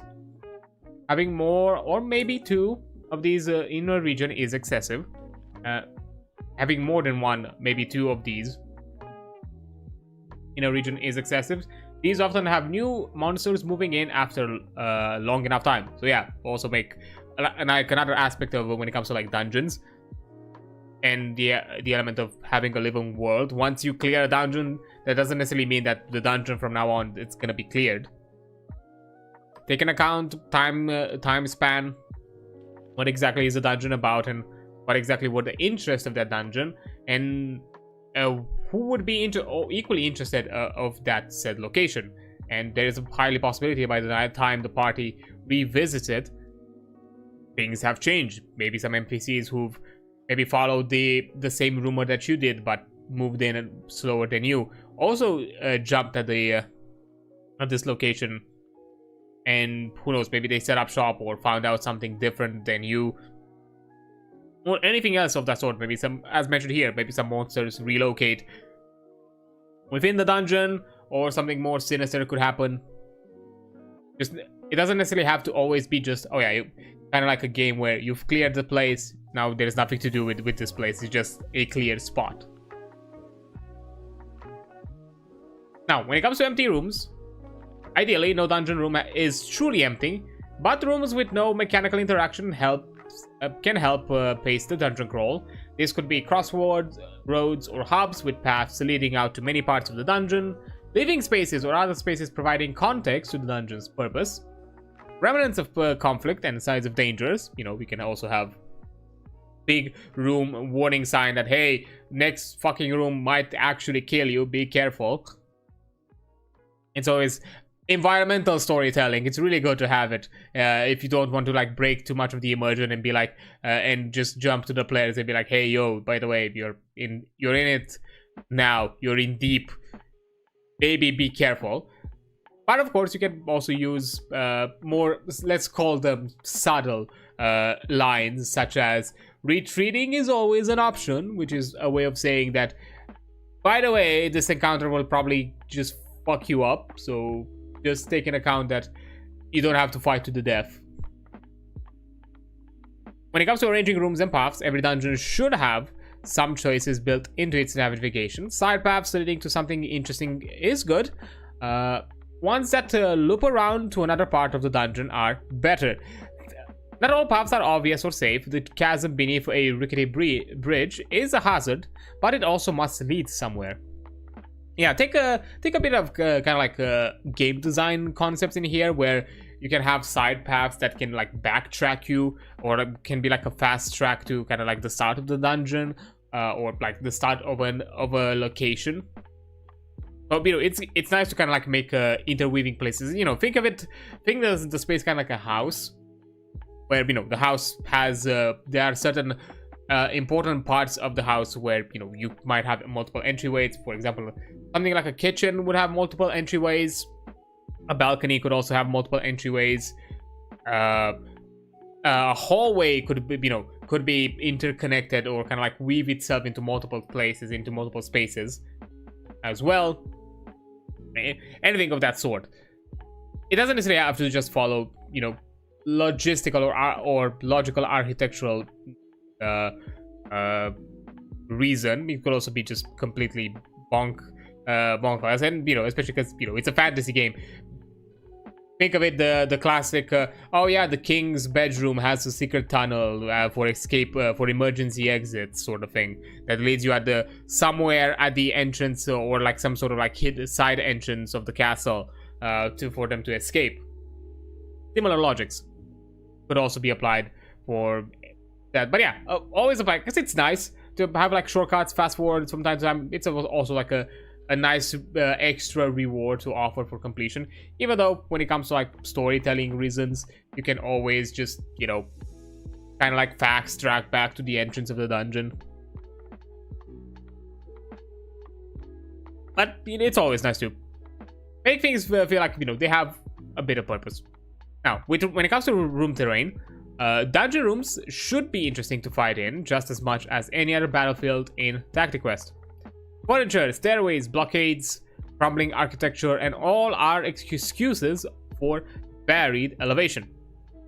Paths to other parts of the dungeon are good, making them hazards you can end up in by accident is even better.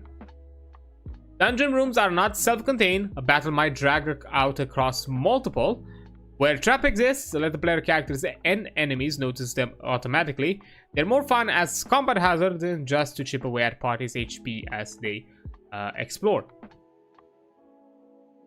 Also, with the dungeon rooms of not being self-contained, you can also apply the logic of, if you have multiple rooms with enemies, or like possible enemies, and one of them engages in combat, there's a high likelihood that neighboring rooms might also hear the combat and might join in. Of course, add a bit of a, pause, don't immediately bring them into the combat. Maybe make a round or 2 rounds, something of the sorts where the party has to where they kind of join up into the group, kind of in a sort of they ready themselves up, or the act of running from across the room through the combat scenario, or through the combat encounter. But that's also another aspect of making the place feel livable and alive. It's not just a game space where, oh yeah, each encounter is locked in and this is the only thing you fight. If you stir the beehive, or the wasp's nest, better said, all the wasps are gonna jump at you. But take that in account, of course. You can apply the logic that the further in other encounters are within a dungeon, the less likely they are to notice the combat. But any neighboring ones, definitely. And here is a list of also indirect obstacles and dungeon locations to get as inspiration, as well as interesting things. I'm not gonna look through them, but just to kind of read one line of each. For indirect obstacles, an enemy that's very deadly in a fight, but easy to avoid or trick. So someone gullible. And for interesting things, places where player characters can see other parts of the dungeon, but not access them. So now all of a sudden they have a sort of puzzle they have to figure out, how exactly they're gonna get there. Is there some other side of the dungeon that is gonna give them access to that location, or are they gonna have to use the tools to their disposal to find a way there, or maybe even have to get a backtrack themselves and go back to resupply, get something specific that could help them track that and then return at a later date. Any of these can help you. Any of these can be solutions for you to think about to offer the party. Now that we've handled most of the elements that refer to the setup, now let's look into the actual running of a game session. Handling distinct parties. One of the Tactiquest's strengths is how different the game experience is within the different sets of classes. However, this also means many parties are uniquely challenging to the game master for. Don't tailor your campaign to the party. Each party composition brings its own strengths and weaknesses. Don't water those down by just adjusting the challenges to account for them. If the party finds something they genuinely can't handle, they can pursue other goals elsewhere. Good example. I can actually give this example to a campaign that I've been part of. I was a player for a Curse of Strahd campaign a long time ago. We've never finished that campaign, sadly. I would have loved to. I missed that character. I enjoyed playing that character.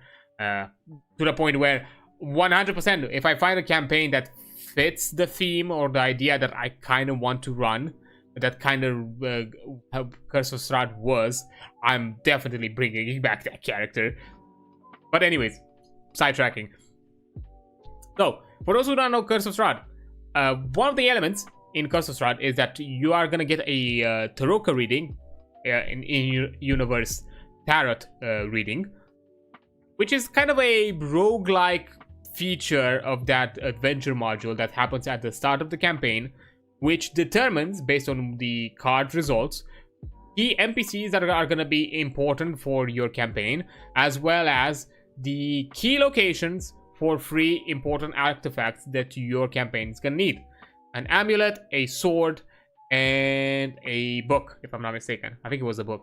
I think it was like Strahd's book. 3 key items that are going to be really important alongside with the NPCs, and the key items refer to the location. And these items are crucial for you to for your encounter with Strahd, because best case scenario, even if let's say you decide to do the entire sandbox up to the Castle Ravenloft, you're still gonna be probably a few levels behind, or not full on level to the encounter that is Strahd once you're gonna fight him. And these artifacts are given there for the purpose of being like, these are items for you to help you kill Strahd. Kind of like these are the items to defeat your enemy, and to defeat something that is undefeatable, almost nigh immortal. You know, basically finding the weakness of the vampire.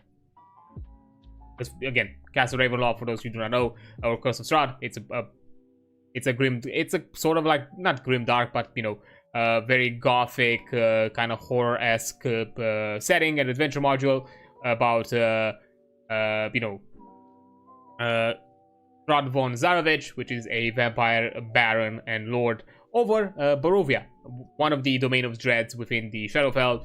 That's a wider thing about Shadowfell and the Domain of Dreads, which we're not going to get into. And he's a vampire. And, you know, you need to find a way to properly kill him, because he has a hold of the land in an extremely supernatural way. Again, way too complicated. Anyways, again, to sidetrack, one of the items there, because you know it's a campaign about killing a vampire, there are obvious divine and holy themes as well of how you combat the supernatural and how you combat the vampire. One of them being the amulet. I forgot the name of it. Was it the Amulet of Ravens? I forgot. Where the amulet itself basically gave you a boosted effect of an existing class feature. To be more precisely, it's a class feature that is only present for paladins and clerics, holy classes or divine focused classes. Thing is, in our campaign, initially we started as me as a demon hunter, not demon hunter, fuck say blood hunter, a goat slayer, Order of the Goat Slayer, because I just like the blood hunter homebrew that Matt Merces did. We had a hexblade shadow archer, a wild magic sorcerer, a blade singer wizard, and also, if I remember correctly, a cleric ranger multiclass that was supposed to be some sort of like kind of Val Helsing sort of character theme. The thing is, the blade singer and cleric ranger dipped from the campaign pretty early on, meaning that the only people left were two range spellcasters, because the hexblade was focused on rage weaponry, not close combat weaponry, and a frontline class with the sole concept of sacrificing HP for class abilities, for powerful abilities, which, you know, as the only frontliner, it was rough. But the more important thing, no more holy classes or divine classes that could benefit or utilize the artifact, because literally the artifact was the only thing that could do to you, or like that could offer to you, meaning that all of a sudden now some combat scenarios are now going to be more challenging. A thing that you can do in this scenario is offer a different solution for the players, or figure out like a different solution. Don't necessarily water it down. It was slightly watered down into the sense that I was able to obtain I was the one that was able to obtain and utilize the amulet, but it was an altered version of the amulet where it gave me the class benefit of the channel divinity, but without receiving the effect that the item would have given it to me if I already had channel divinity. So basically, it was a dumbed version of it. It basically gave me access to a class unusable, to a class feature that I did not have access to, mostly because we went through this weird stretch that, you know, I was an Order of the Ghost Slayer. technically have access to like divine, I have access to one divine right or holy right as part of my abilities, so it was holy adjacent. Of course, I've also went with this justification that any like holy adjacent subclasses probably could have utilized this concept as well. So if you were like a divine soul sorcerer, or I think Path of the Zealot or barbarian could have worked, but some of the other subclasses that have like a divine connection, yes. In my case, it was like the stretch because nobody else had anything closer to the theme. You know, divine soul sorcerer as well. And so I was like the closest thing to like a weird ass stretch. But at the same time, you know, let the party go with it, run through the challenge, and have them figure out different solutions, and maybe at the same time offer them alternatives that could maybe be within their benefit. You don't have access to this thing that, you know, is a boost to a divine ability. Maybe give them some, maybe figure out some other alternative solutions. So yeah, you don't necessarily have to 100% tailor everything or design everything to be either a counter to the group or to be for the group. You know, to kind of give that aspect of a living, breathing world. Let the players, you know, problem solve, figure out solutions. There's gonna be, like in real life, there's gonna be scenarios where the party is gonna realize that they have no expertise in this.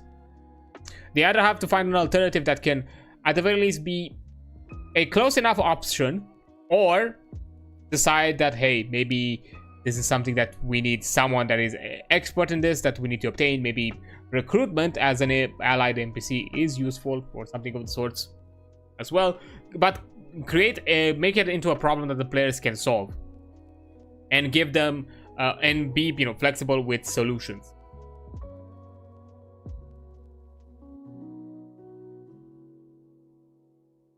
Now, in that aspect, to kind of detail a few elements of certain classes. For non-combat classes, many classes focus on utility and are underwhelming in a straight fight. Don't lower the difficulty for these. They give the party an edge in terms of resources, preparations, and options, and this does loop back around to being useful for combat, just in a more long-term sort of way. You know, when you have a wider availability of resources, that means that you're a bit more flexible both in combat and how you travel, as being, you know, an important aspect of this game. Why do you need to worry about is ensuring the subsystems of these classes interact with actually come up? This meaning using the travel rules, the inventory limits, and the crafting system. So basically give out more monster parts. The guideline for distributing treasure, not too much or too little. Non-combat obstacles, so like skills, social abilities, and utility spells to come up more often, so they also can feel like they make a contribution. It's not just fights. And, you know, this is a general good advice to offer, even because in other games, even though all classes could be designed to handle combat, they also have their own niche of utility and support that at times it's nice to highlight. Hey, you have these utility features available to you. Here's a problem where you can utilize them to solve it. It's, you know, it's nice to, you know, highlight a player and a class outside of just the combat prowess. A campaign that's all combat all the time ruins these classes. Your game should include all of these elements and should aim for at least 3 sessions.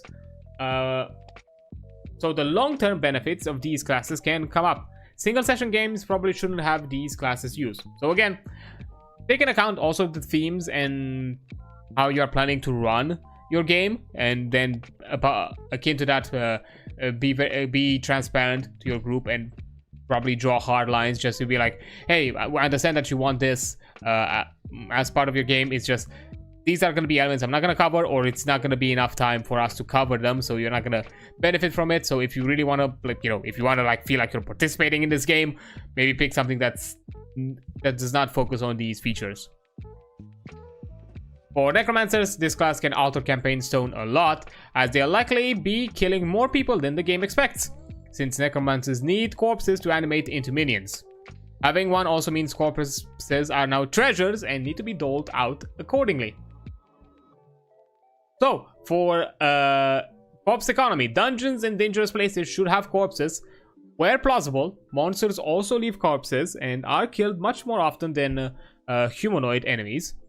Graveyards, old battlefields, and so on have plenty, but there are limits on how many can be taken at once. When it comes to killing, killing civilian is a bad idea that gets the necromancer jailed or killed. Killing is in self-defense is less punished but can still make enemies.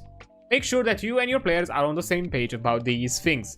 So yeah, necromancers can be a tone shift, because they definitely, the concept of the necromancer can lean heavily into like an evil sort of let's call it alignment, or like an evil. You can definitely play it like in a more neutral gray, neutral perspective, or morally gray sort of character, 100%, but make these aspects clear from the very get-go with the game master and you yourself with the player, and vice versa, and put these terms clear, and make sure that, hey, your decisions into leaning into this character might lead to some consequences, so be careful. So plan accordingly, or make decisions according to what the possible consequences are, and enforce those consequences whenever the necromancer decides to be negligent about them. So if at some point they decide to raise a civilian, even if it was in self-defense, if in general the act in itself it's seen disrespectful and blasphemous, depending on the settlement, plan the response accordingly. Of course, give general warning and general signs to the necromancer and the player that acts in this kind of way. And hey, maybe you're in a settlement that is more of a holy city or holy place, or that puts a lot of heavy emphasis into like faith or something like that.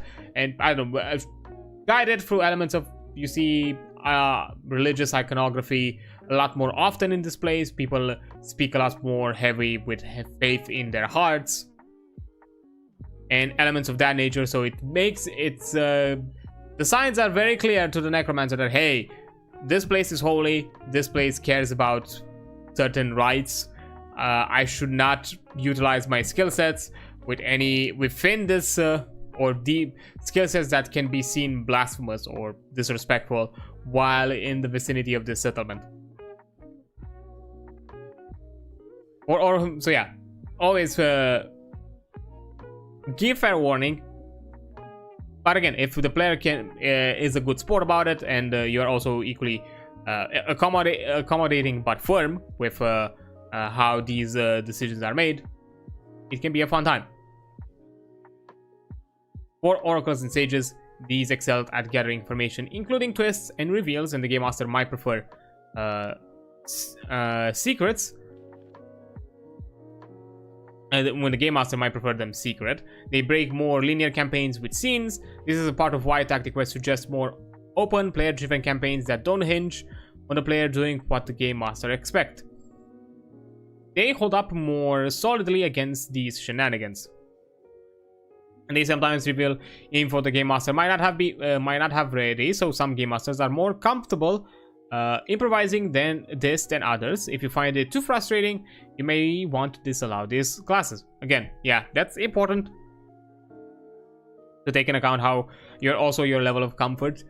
And again, feel transparent, be transparent with your players, and at the same time, if both you and your players are kind of fine, be like, hey, you did that cool thing that you did, don't really have that. It's completely valid to be like, I don't really have that information on me right now, or I don't really have time to kind of put out that information.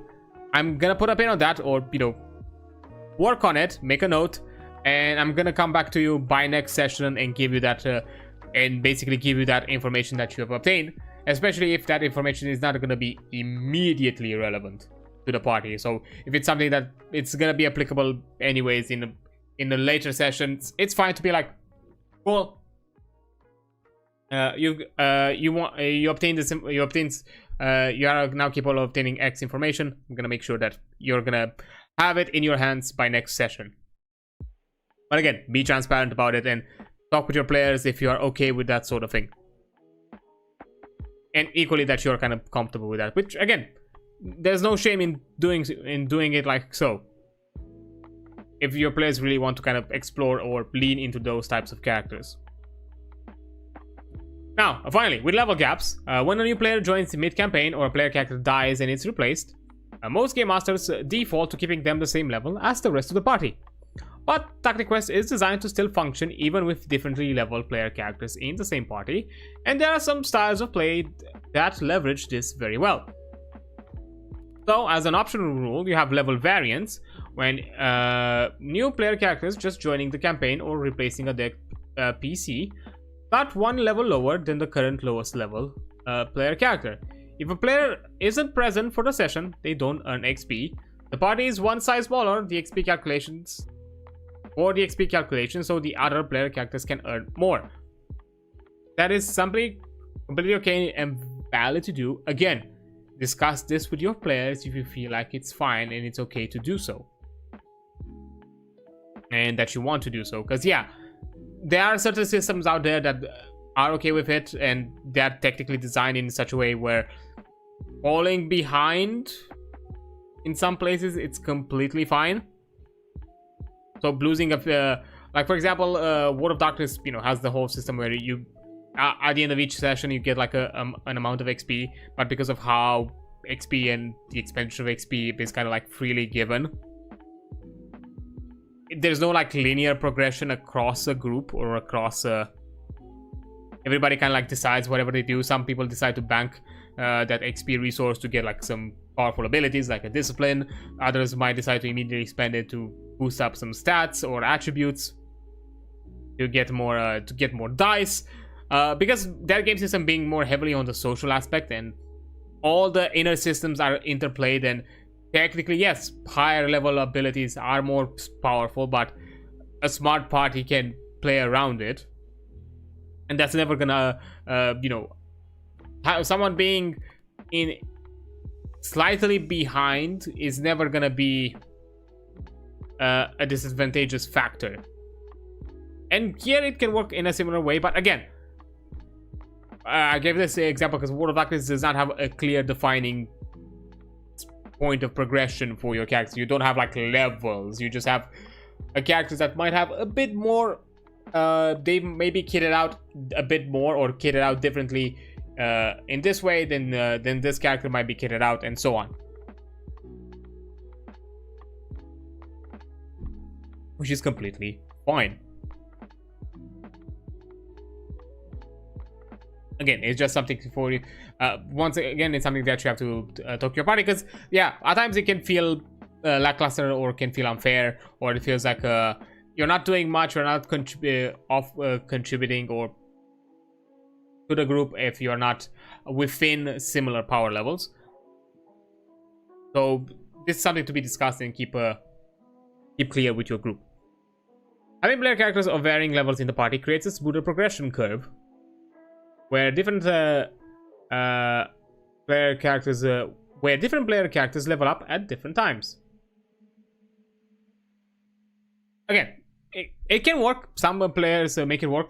A really interesting way that you can do it, and it's something that I've seen with guest NPCs or like guest players, let's call them, like players that want to jump in for like a session or something of that nature, but they're not gonna be there for like long term, but they just want to hang out with the group and just have a bit of fun in the moment.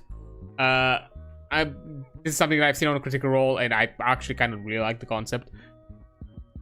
When you have a player that's a guest character, give them an NPC that is a few levels above. Now, what does that mean? It could be like a few levels at a significant tier, let's call it. For example, in D&D, once every two levels, a significant boost happens. Usually a major class feature is given, or in case of spellcasters, you have access to a higher level spell slots.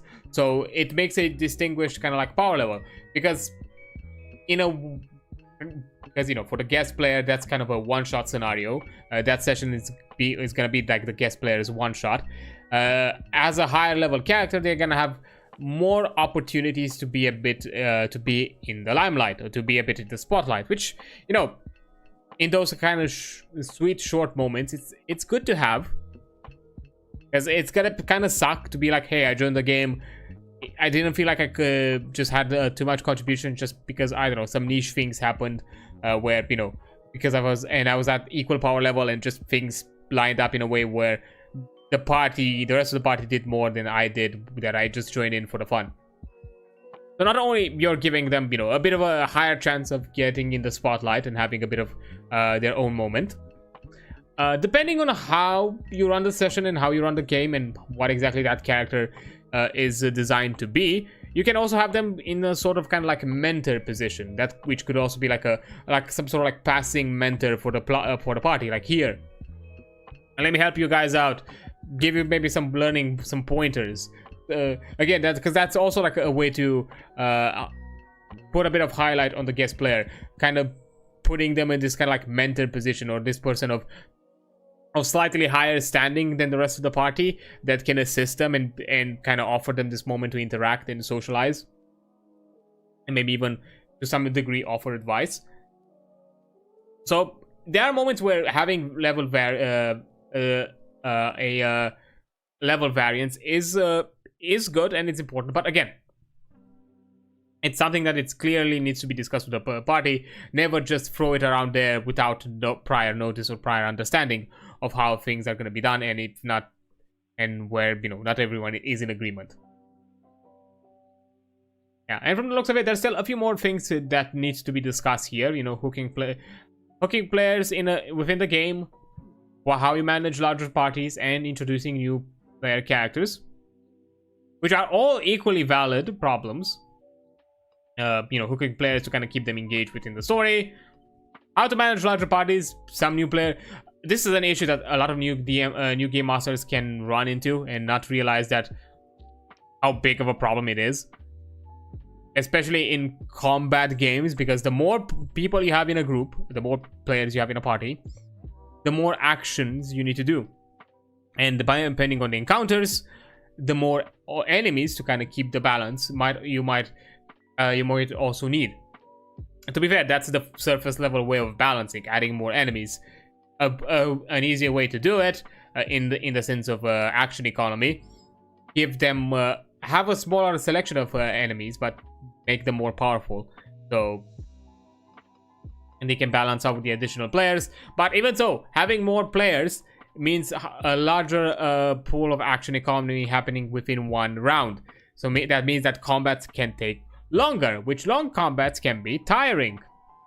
So that's something to keep in mind. Plus, you know, the chaoticness of managing multiple players, because yeah, from the initial perspective, it can seem like, oh yeah, just one extra player, it's not that big of a deal.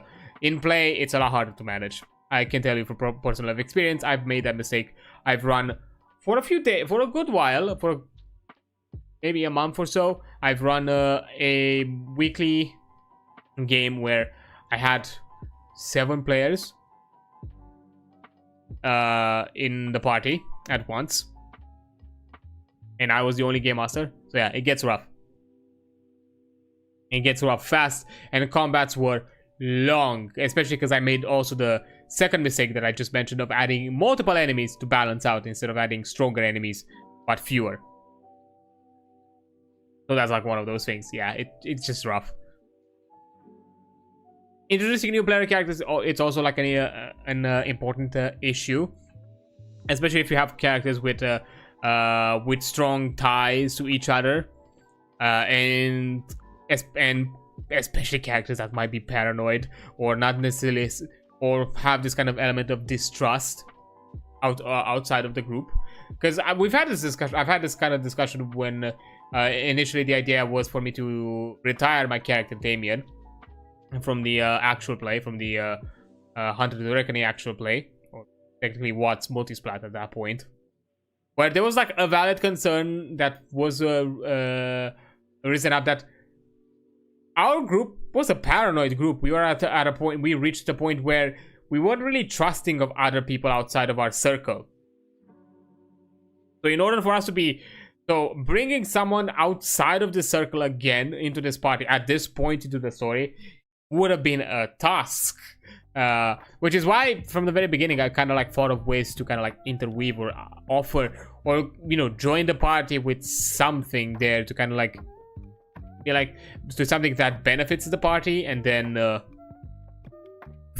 through the action or through what I'm giving there as a benefit, and maybe even just that benefit might have immediately also led into some sort of a session or adventure, through that adventures to kind of build up that trust, because that's kind of like a way to do it, or find a way to kind of like when the character is introduced, have encounters and sessions, or like something happening within that session that that connects or like or kind of requires the party to interact with the new player character, or have the player character or have the new PC be involved in the player character's issues. And that's a kind of a quick route to kind of to make a connection and to now be invested, because, you know, equally as a player gets invested to their player character, they also get invested to other player characters within the group, and at times, and they can also feel kind of like bad of having to be now all of a sudden, oh man, I really like the interactions we had with that character. It sucks that it's no longer there. Now I have to feel like now you're bringing someone new. I don't know how to feel about them, or how to exactly I want to kind of interact them, because I like the dynamic we had with the previous character. So, you know, have ways to kind of like immediately engage the two sides, and not just oh yeah, here's a new party member and that's it. Now just do your usual. Have them kind of engage and socialize. Offer enrichment scenarios basically for them, not just let them be as they are. That's an important factor. Now, as it kind of turned out, what in the end happened is that, you know, by the time my character would have had its loose ends figured out, that's kind of also when, you know, the general chronicle was also overall concluded.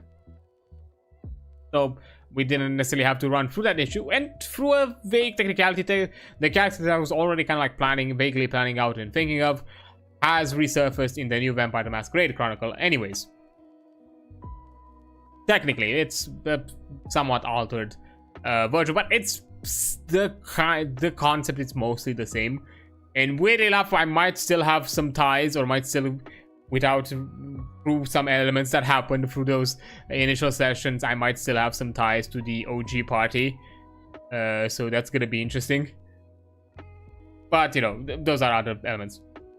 Well, now we're talking about running a session. The more important part, that it's the main aspect of this game. How do you run a combat? Now, when it comes to building battles, the part of the Game Master's job is to create varied and interesting battles for the players to fight. While the included Bestiary provides plenty of diverse combatants to work with, this section describes how to actually assemble them into engaging fights on short notice.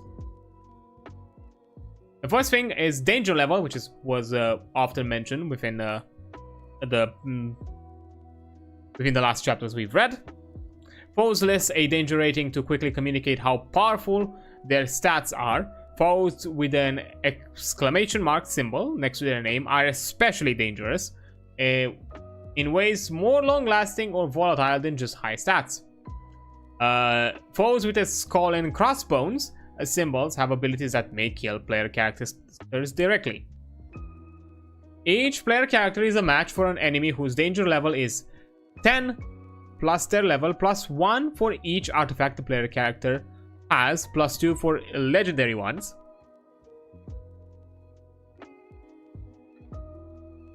So, basically, if the player character is, let's say, for example, level 2, and they're gonna be an enemy whose danger level is 10 plus 2, which is a total of 12, is of an equal challenge on a one-on-one scenario with the player character. Player characters usually win fights of their total danger or lower. Battles should fit within a range of half or double that amount. So, you know, just basically do the math and add up those kind of like danger levels together.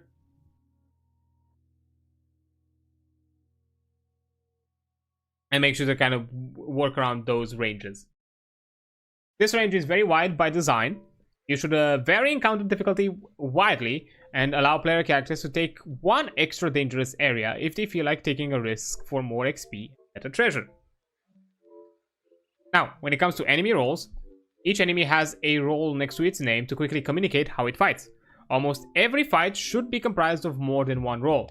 Don't make a fight out of all of just strikers or just shapers. Even creatures of the same times, like all goblins or all slimes, usually provide variants covering few roles. So, you know, look for the bestiary to see what those roles entail, but keep it diverse so it doesn't the fight itself doesn't feel mundane. Variety even in the enemy style also kind of keeps players on their toes, because depending on who is the immediate threat from one round to another, it's gonna change their tactic. Selecting a battle map, designing battle maps for each and every combat can seem intimidating to a new game master, but it's nothing especially fancy or expensive. Would be required to play. If pressed for time, a grid with a few bits that represent cover and high ground will do. What's important is that the map has something to interact with and isn't simply a flat plane for the terrain and combatants to be clearly communicated to the player. So yeah, elevation is the first thing that really changes up how an encounter kind of goes around. Covers as well, and how they're positioned, and then, you know, interesting elements of the area, and that could offer, I don't know, fun interactive ways that the players can utilize. As I said before, it's a good idea to take examples from video games. Literally, just sometimes think of the battle map like a video game, where you have destructibles that can offer like some sort of AoE benefits, hazards that you can use in your advantage, or anything else of that sort. But definitely don't think as your map as just something static. Think of it as something that moves, it's fluid, it's alive in a way. And anything that you poke and prod at, and elements that you poke and prod at on the map, can offer you something if the player is clever enough to think about it. Now, for the battle map size, individual battlefields should be around 15 by 15 squares across for the smallest, and 30 by 30 for the biggest. Most would be between 20 to 25 squares across on average. The reason for these specific sizes is that they work well with how far characters can usually move in a turn. Reaching someone elsewhere on the map will sometimes take multiple movements, but not more than just a few turns at most. Okay, so general balancing for the movements, which is good to have. It's nice that, you know, for those who to have like clear defined numbers that, you know, play around with all the defined factors and defined stats given, so you don't have to kind of figure out those numbers yourself. For character deployment, the Game Master decides based on each individual battle where the players are allowed to place their characters and start the combat, you know, depending on where and how exactly they engage the combat. Usually it's recommended to give players some wiggle room. I generally place an area around 3 to 5 squares on each side and let characters be placed anywhere within, but sometimes characters might use stealth or ambushes to surround foes or get into advantageous positions before the battle starts. Sometimes the situation before combat occurs already determines where the player characters are. So again, your mileage might vary depending on the scenario. It's kind of up to you to decide this. You know, common sense in general. Don't start the enemy party more than one movement away from the player characters. Make sure at least 1 or 2 enemies are in range to attack a player character on their first turn, or cautious turn or the cautious turn order becomes much better than the aggressive turn order. So yeah, and basically make sure that there is a reason for the players to kind of like weigh in their decisions on their turn order, because aggressive turn orders puts them forward, but they have less actions to do, while, you know, the cautious one, yeah, it puts them back in the turn order, but they can have utilize more actions than normal. So that's a wider benefit. And if you don't if you don't place any enemies before that turn order, it's, you know, at that point, why would you not just choose the thing that offers you more? If you know that there's gonna be no immediate danger to you. And I've talked about placement. Let's talk about terrain. Almost all battle maps should have elevation changes, like rooftops, bridges, balconies, ledges, cliffsides, ladders, ramparts, and covers, such as trees, boulders, doors, walls, pillars, furniture, anything else in those fashions. However, it's good practice to spice up battles with every few fights with more unique types of terrain, of course.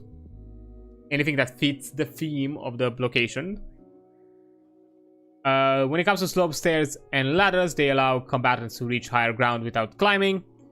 Difficult terrain like thick foliages, deep snow, water, mud, and so on are all hard to quickly move through. So at times you have to make to weigh in their decision if they're willing to take more time to go through this space, or just find an alternative.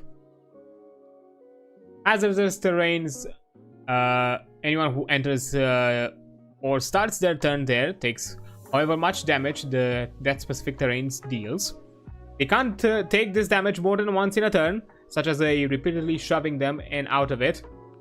I know there's like if I remember correctly, there was like a spike growth shenanigans, kind of like weird rules that's written mentioned that you could technically do that with some interplayed mechanics of basically dragging them in and out, and basically in the span of a turn you could have like multiple instances of that damage happen within one round, which is rough for the whatever poor enemy or NPC goes through that.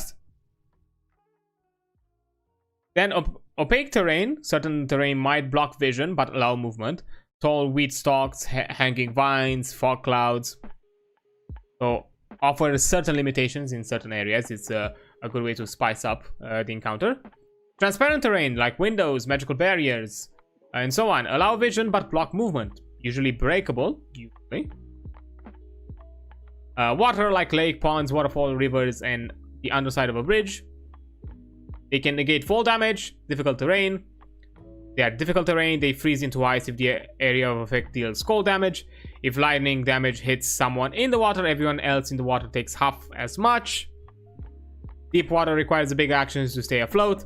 Heavily armored characters sink after one round, likely drowning unless saved by a thrown rope or something else of that fashion. So, yeah, water can offer you like a variety of elements.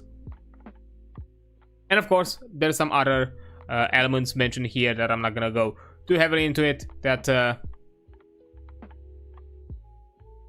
And then it's up to you. Like a lot of these are like just other examples of hazards and terrain features for you to look into. I don't think I'm gonna go through all of these. But as a side note, why isn't this in the combat rules? These terrain types are here more as example to inspire the game master than hard rules for players to memorize. They're not an exhaustive list of potential obstacles when creating a battle map. Think of what terrain could plausibly be there and find a way to have it change the dynamic of the fight. Yeah, do it on the go. It's always good.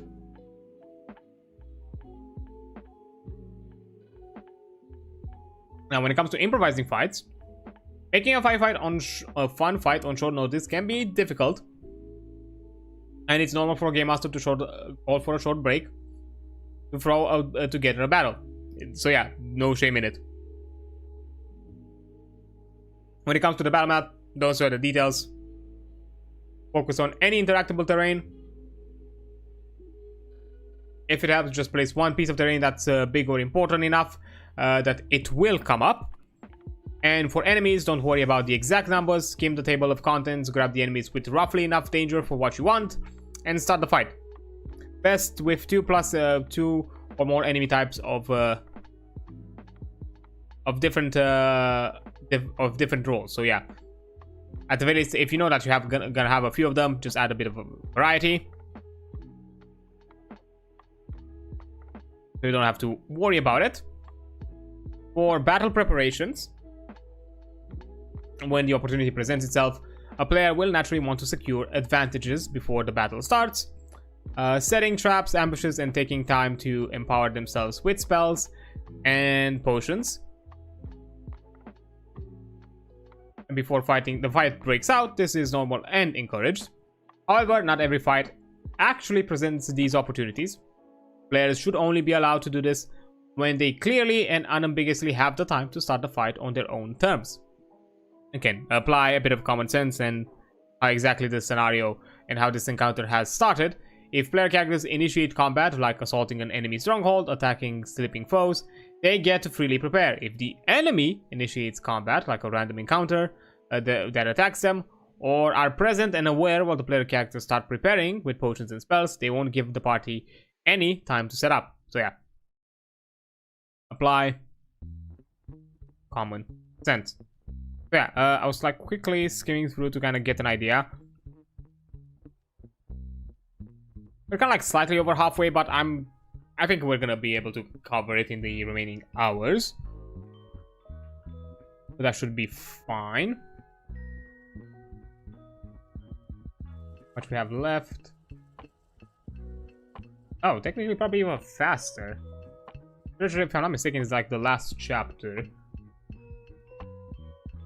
Right? Yeah, because after this we have like lists of things. Okay, so I'm not gonna rush through it. I'm gonna let it right now. I'm saying this because I also noticed the ad notification, so I'm gonna take a quick break here, let the ad run through, and I will return once the ad is over. So I'll see you in a few minutes.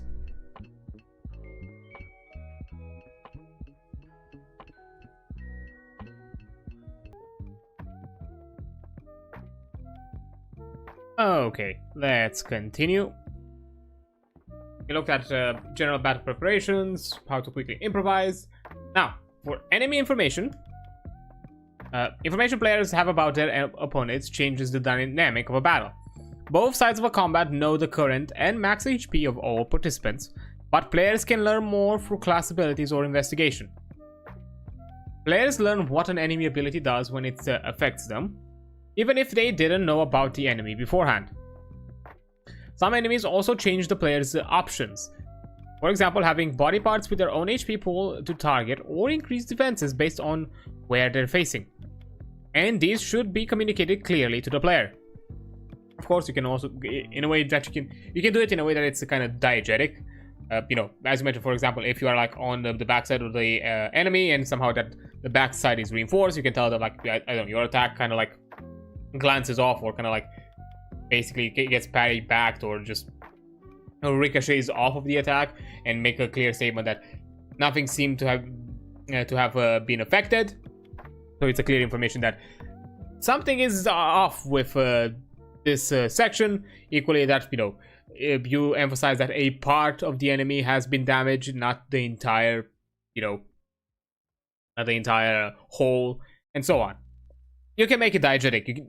Through your descriptions, you offer that information. Any party may obtain useful tactical information if they put the work in.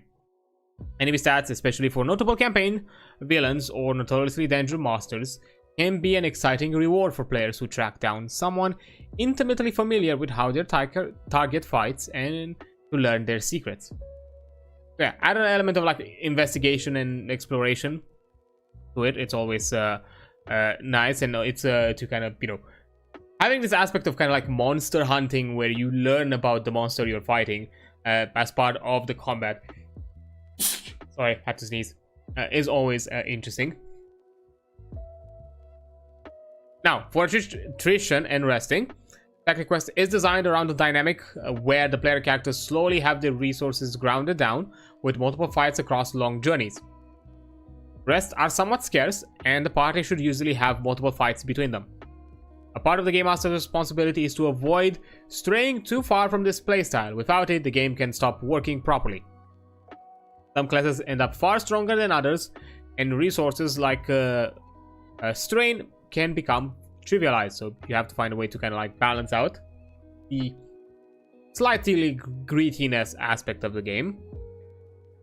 Best way to maintain this balance is by using the travel rules and limiting the amount of safe havens and silver to what the book recommends.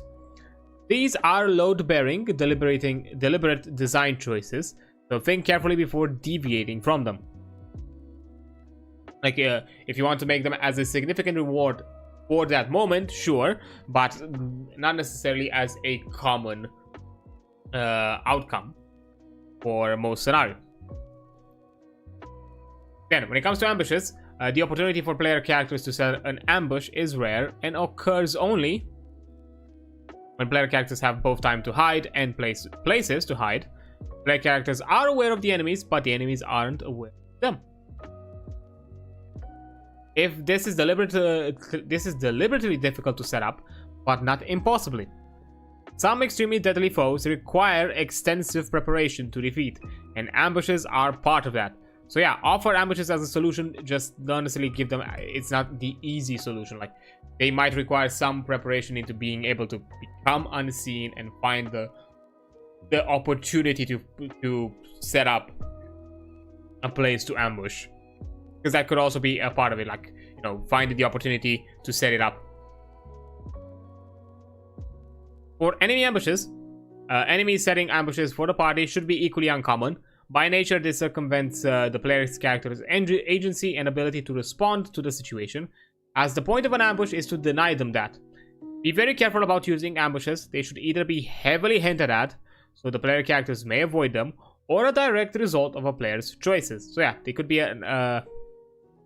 it could be a consequence or something, or it can also be like the aspect of heavily hinting at it. It could also be a way to kind of like showcase the skill set of your party or the skill set of one of your party members in observation, in the sense of, hey, you're noticing rustles, odd sounds and movement, maybe gleams of metal through in the distance, where maybe a mundane individual would have not put that information to importance, or would not have connected the dots, while in your scenario, because you are skilled enough to make this sort of a judgment, you know, and or maybe you are observant enough to actually notice these things, you know that, hey, an ambush is about to come, prepare yourself. So this could also be like a way to kind of like highlight and reward players that, or classes that are more heavily leaned into this aspect of observation and information gathering. So you can add a bit of more importance to your party, and give this feeling of, if you didn't have this character in your group, you would have been flanked by now. And apparently for the to-do list is combat stakes, handling victory, and handling defeat, which are all important aspects, yes, to discuss about like, yeah, don't make all combats just be like, oh yeah, it's a life or death, it's just something, or like just people are out there for your money. Make it more deeper than that. Something about the character could be at stake, something about the wider world, elements of, you know, how it was mentioned before, each settlement or each region might have its problems. If you do not deal with this combat scenario, or if you fail this combat scenario, that problem is gonna get worse. Or if you ignore this combat, or the player avoids this combat, that problem is gonna get significantly worse. And of course, how do you handle victory and defeat? Both, you know, victory doesn't necessarily have to be, as mentioned before, a wiping out of the opposing force. Again, the elements of diegesis and immersion and realism. Most combatants, after a point, will realize that a fight is no longer in their favor, and they will decide to stop or surrender, anything of the sorts. And at that point, the combat or the encounter shifts from a combative one to maybe a resource gathering, information gathering, something of that nature. And equally with defeat, it doesn't have to be a TPK, it doesn't have to be that your party dies. It could be captured, maybe one of the players is captured, maybe they are quote-unquote left for dead, and something bad happens, a problem that they were trying to fix gets worse. and now they have to deal with the aftermath of that. They could be lacking resources, and they have to quickly figure out a way to get back to a safe location and regain supplies so they can get back on track to resolve their problems or to deal with the issue that they were trying to handle initially, and so on. Elements of this nature. And kind of talking about that aspect of, it doesn't necessarily have to be a be-all end-all. Retreat. The retreat rule is in the core book list of the 2 outcomes. The player characters escape from combat, but enemies remain a threat.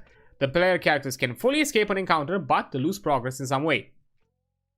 The first outcome usually leads to either a repeat of the battle they fled, or force the player characters to go out of their way to avoid the enemies where possible. This might mean certain parts in the dungeons are blocked by the fight, or the player characters are forced to delve deeper before they feel ready. Fleeing, then re-entering battle might still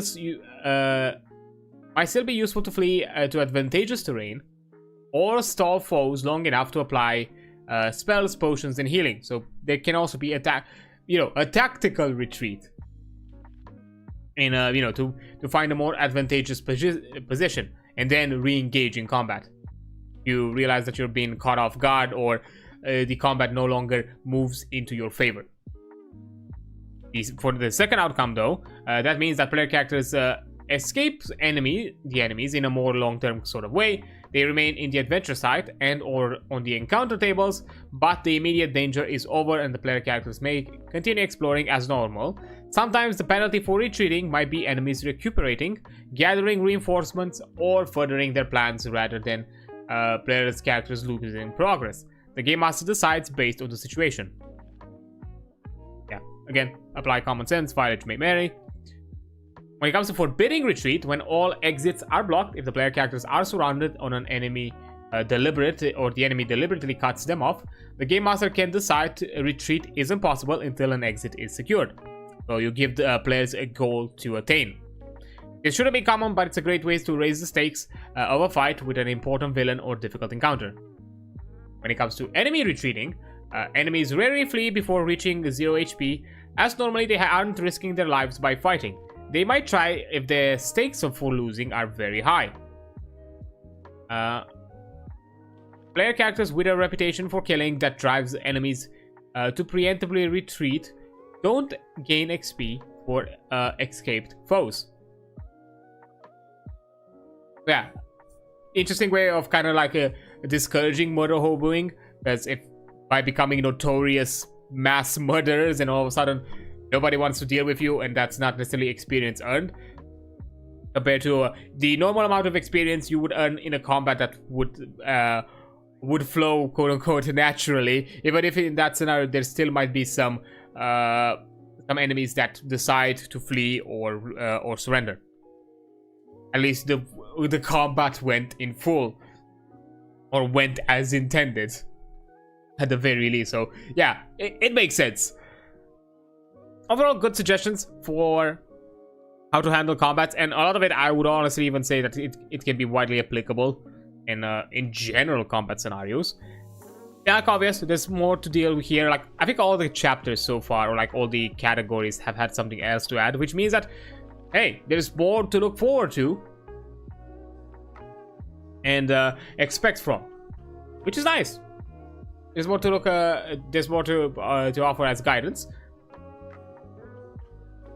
and see in the future. So keep an eye out. And once again, as a reminder, I'm checking out a version of the book that is not yet released. Technically, it has a few changes and more things in the works than the current available Game Master and Bestiary book. So some of the things that I might be reading here are not one-to-one to here. Maybe there's some sections that have been added that you have not yet seen in the book, or something of that nature. So keep that in mind.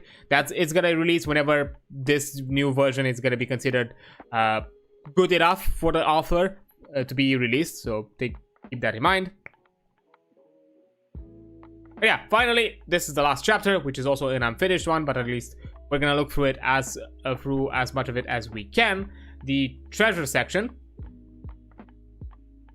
Part of the Game Master job is filling the world with tantalizing treasure, both to lure the players into danger and to reward them for defeating that danger.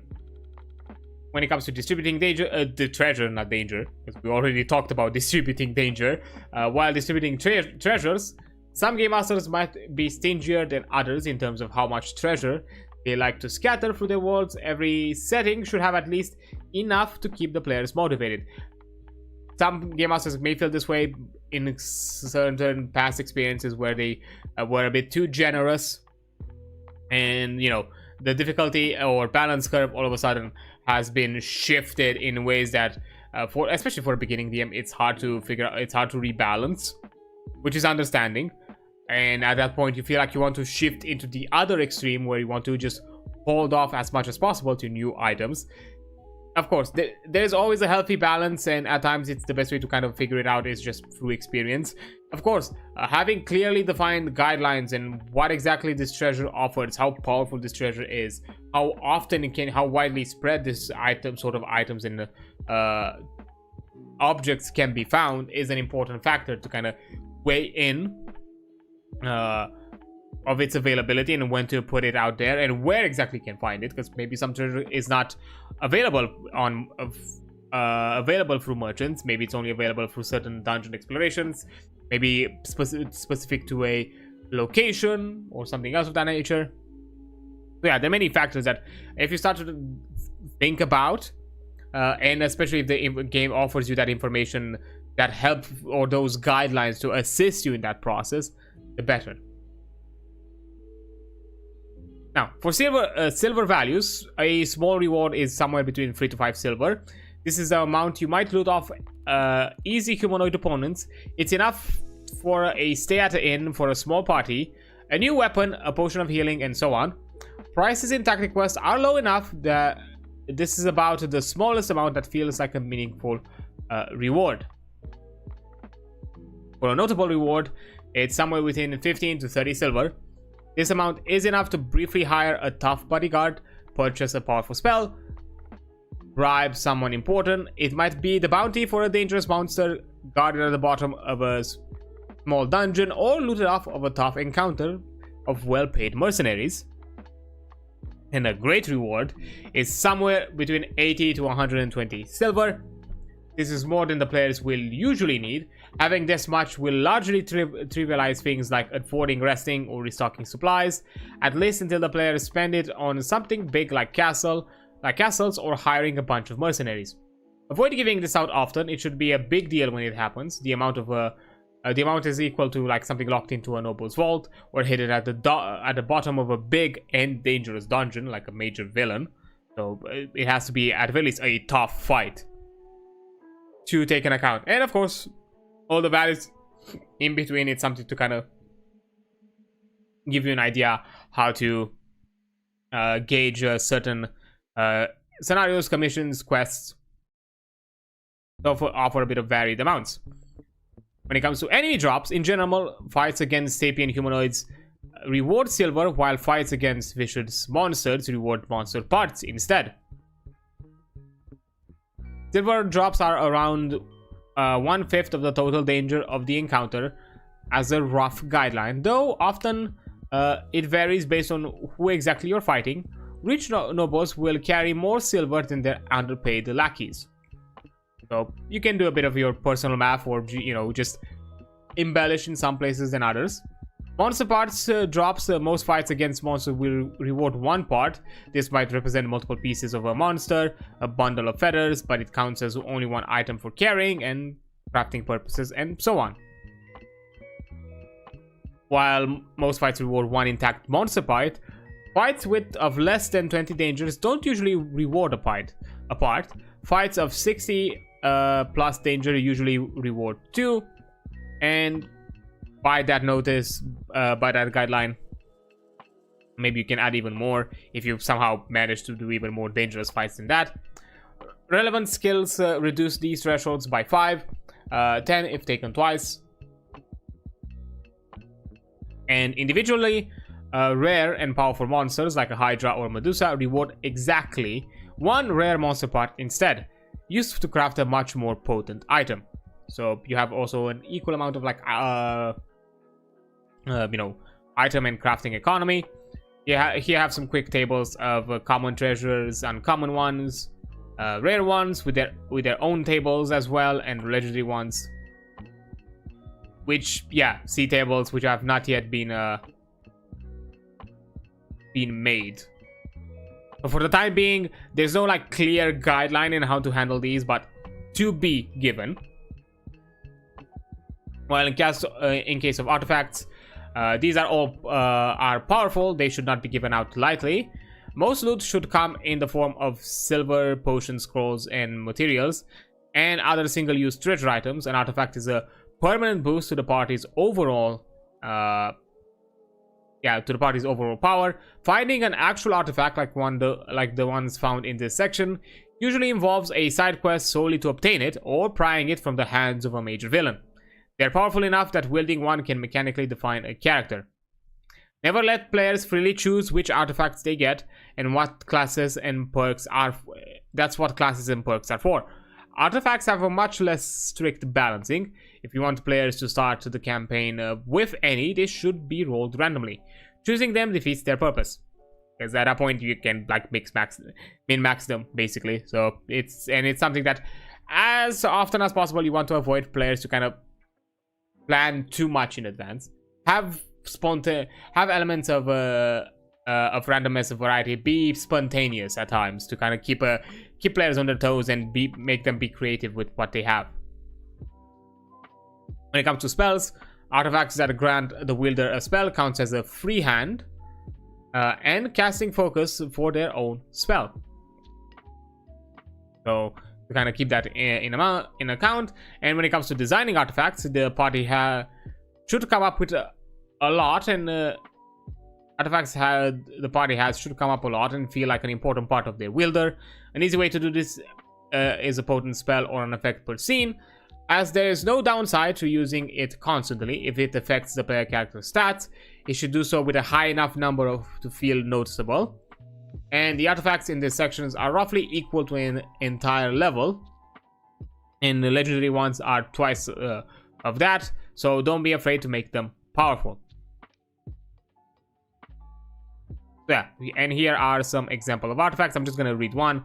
The Enchanted Satchel, a bag that holds 10 carried items, which don't count against the carrier's item limit, counts as one item carried itself, and if lost, so are the things stored.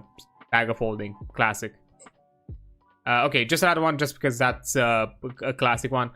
Sweep step boots, a sleek pair of boots painted with wings.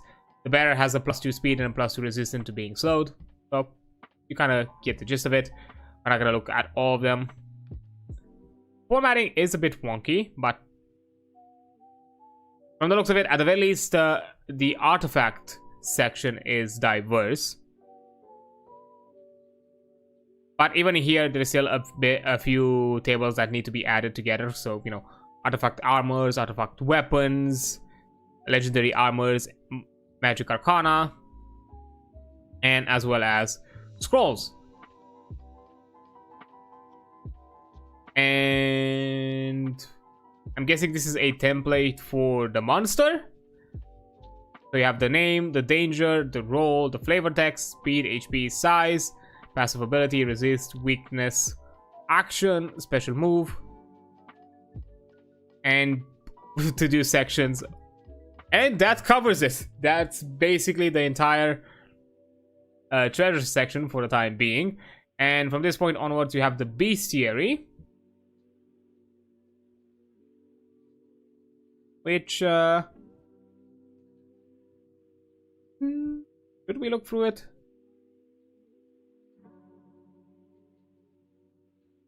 I think we can look quickly through it. I don't think I'm gonna look at it, but yeah, the treasure is quite self-explanatory. I don't think there's much else for me to add. Again, it's good that they offer some clear guidelines, and most of it, it's not like most of the treasure is it's intended to be like single use. So the big major ones are a lot more limited. You know, the artifacts, those are like the permanent items. So it keeps it a bit more clear cut than the wider oddler variety of which is harder to manage, of, you know, of permanent items of varying rarities and varying power levels. No, The permanent items are significant power levels, while the temporary ones, some of them can be powerful, but then again, they are temporary. So once used, they are no longer gonna have them available to them. So this is just a one-time boost that it's for them to plan. So it doesn't that's not gonna affect the balancing long term. And even if, you know, an encounter is gonna be trivialized because of that item, now that item that has been used, the next encounter is not gonna be so. So why not? It can be considered as a win for the party because of having them, an easy win for the party because they obtain that item. So that is a reward of it in itself. And then, you know, basically they have to work to obtain something of equal measure for future opportunities. Yeah. Now, when it comes to the bestiary, how do you read the NPC stats? You have the danger level, which each NPC has a danger rating, which roughly describes how difficult and they are to fight, which was mentioned before. 10 plus the level of the party, and plus 1 per additional artifact that they have, or 2 that if it's a legendary one. The role listed under the NPC's danger rating. Though a role has no mechanical effect, it quickly conveys to the game master how this enemy should be used, so kind of like a play style. Things like melee, ranged, wall, heavy, striker, pest, blaster, troubler, shaper, support, unique, elite, or boss. So here you have like some variety of it. Actions, the ones listed with a pointing arrow or pointing triangle, represent NPC's actions. Unlike player characters, they can only have a move action and a big action each turn, though the game master can grant one small action that turn in place of having one take a special action. Listed NPC's actions take one big action unless otherwise noted. If there is no range listed, reach or area or extra targets, it targets one engaged enemy. And all NPCs have access to normal actions unless noted otherwise, such as hurry, shove, grab, and grab. NPCs' jump distance is half their speed unless otherwise noted. For enemy specials, most NPCs have a special action. Each round, the game master chooses one enemy to use their special move instead of one of their standard actions, or take an additional small action. If that is then, as mentioned before, the exclamation mark represents nasty foes. These foes are usually present a unique threat in a way that can't be conveyed simply through high danger rating. They usually have the abilities that quickly snowball out of hand, leaving lasting afflictions on a player character's that remain long after the combat ends or are otherwise outside the scope of normal combat balance. So use these foes with intent, while the skull and crossbow represents deadly foes with abilities that can kill player characters directly, forcibly increasing their strain, which can kill a player character at max strain. These are the only enemies that will kill the player characters if given the chance, but this symbol denotes that it can kill mid-combat without that being the game master's intent. Okay, so no, I've quickly read that. These aren't the only enemies that can will kill player characters, but these ones can easily do so mid-combat without any sort of intent. So be careful about that. Solo combat, designing fights. Apparently this section is exactly a copy-paste from the designing fight section.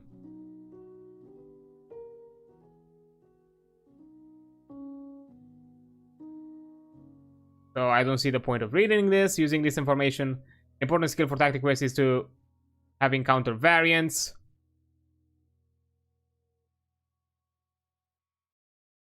It's not the game master's job to tailor the encounter to their specific party. It is their job to use a wide enough variety of enemies, environments, and situations that even a niche abilities players pick up will come up at some point. Fights should cover a wide range of difficulty. Easy fights chip away at the player's resources, while overly difficult ones force them to use their strongest options. or push their tactics to their limits. Individual fights should almost always use enemies of different roles. A battle against a wall-type enemy will drag on and not much will happen. A battle where walls are mixed with melees and blasters, and maybe shapers, is a far more interesting one. So try to make fights of at least 2 enemy roles present, so you have a bit of variety and flexibility. Same thing here, mentioned with NPCs, having a mention of the same calculation. NPCs whose danger level is 10 plus... player characters, each NPC has a danger rating. A player character is roughly equal to an NPC whose danger level is 10 plus their level. But it's a loose approximation sung by many factors, like terrain, ambushes, monster-specific abilities, where a player character specializes in a combat or not, and how well the party's abilities are suited to the specifics of an encounter. When it comes to solo encounters, it's not recommended to use single enemies with dangers close to the parties, unless that enemy is a boss. These foes are designed to be active throughout their fight rather than have all their power concentrate to their one action each round. They're not interesting and not balanced they're more interesting and balanced than throwing just any strong enemy at the party. Elite enemies also usually work, but aren't as flashy and work best as short fights instead of big climactic ones. For everything else, use groups of multiple enemies instead of just one. Yeah, it's basically on the logic of, again, action economy in most scenarios is king over anything else. The side with more things to do usually is the side to win, even if the enemy on its own might have a higher power level. If they don't have a way to spread that resource or spread that power across multiple moments in combat, having just a singular moment and then have the rest of the party just wail at it and with not much else to do, it's still gonna be within the party's favor. Yeah, they might get a few good hits here and there, but if enough people stick around to just demolish it, it's not really gonna matter. Bosses, and especially things like D&D, for example, aspects of stuff like legendary actions and abilities that allow you to do things out of turn and things between the action economy of the rest of the group, is what kind of keeps the party or keeps the encounter interesting and more challenging, because you know that at any moment something else can happen that's gonna make your fight a problem. So you have to always kind of like keep that in mind. Now, when it comes to making monsters, while this section has guidelines on figuring out monster stats, they are not hard rules. Monster designs vary widely and focus on making interesting challenges more than strictly balancing monsters against each other. Use this guide to help with the math, but don't be afraid to experiment. When it comes to HP and damage, a baseline is that HP should be a little under twice its danger, and damage per round, it's a little over half of it. However, most monsters will skew those values based on their role, or lower them to compensate for other nasty abilities. There is no strict formula for it, but follow these guidelines for monsters roughly as strong as the ones in this book. A good way to balance, and this is a game design trick that you can use. This is the simplest one. The more you add, the more complex you can make it. I think you can, but I'm gonna give you the example of the simplest one. Think of a triangle where you have HP, damage, mobility, and you pick two. You pick 2 points that they're good at and one that it's bad at. If you choose HP and speed, that means that it's some sort of like harasser type and it's not gonna do a lot of damage. If you're gonna choose HP and damage, it's basically gonna be a very kind of a juggernaut sort of character who does a ton of things but can barely move, so it can be easily outmaneuvered. If you choose to do mobility and damage, it's gonna be like a high priority threat that you can easily remove, but if you ignore, it's gonna cause problem. That's it. This is an easy way to create variety. Of course, you can also simplify it where you can just pick one of the three. If you have someone that is high damage, but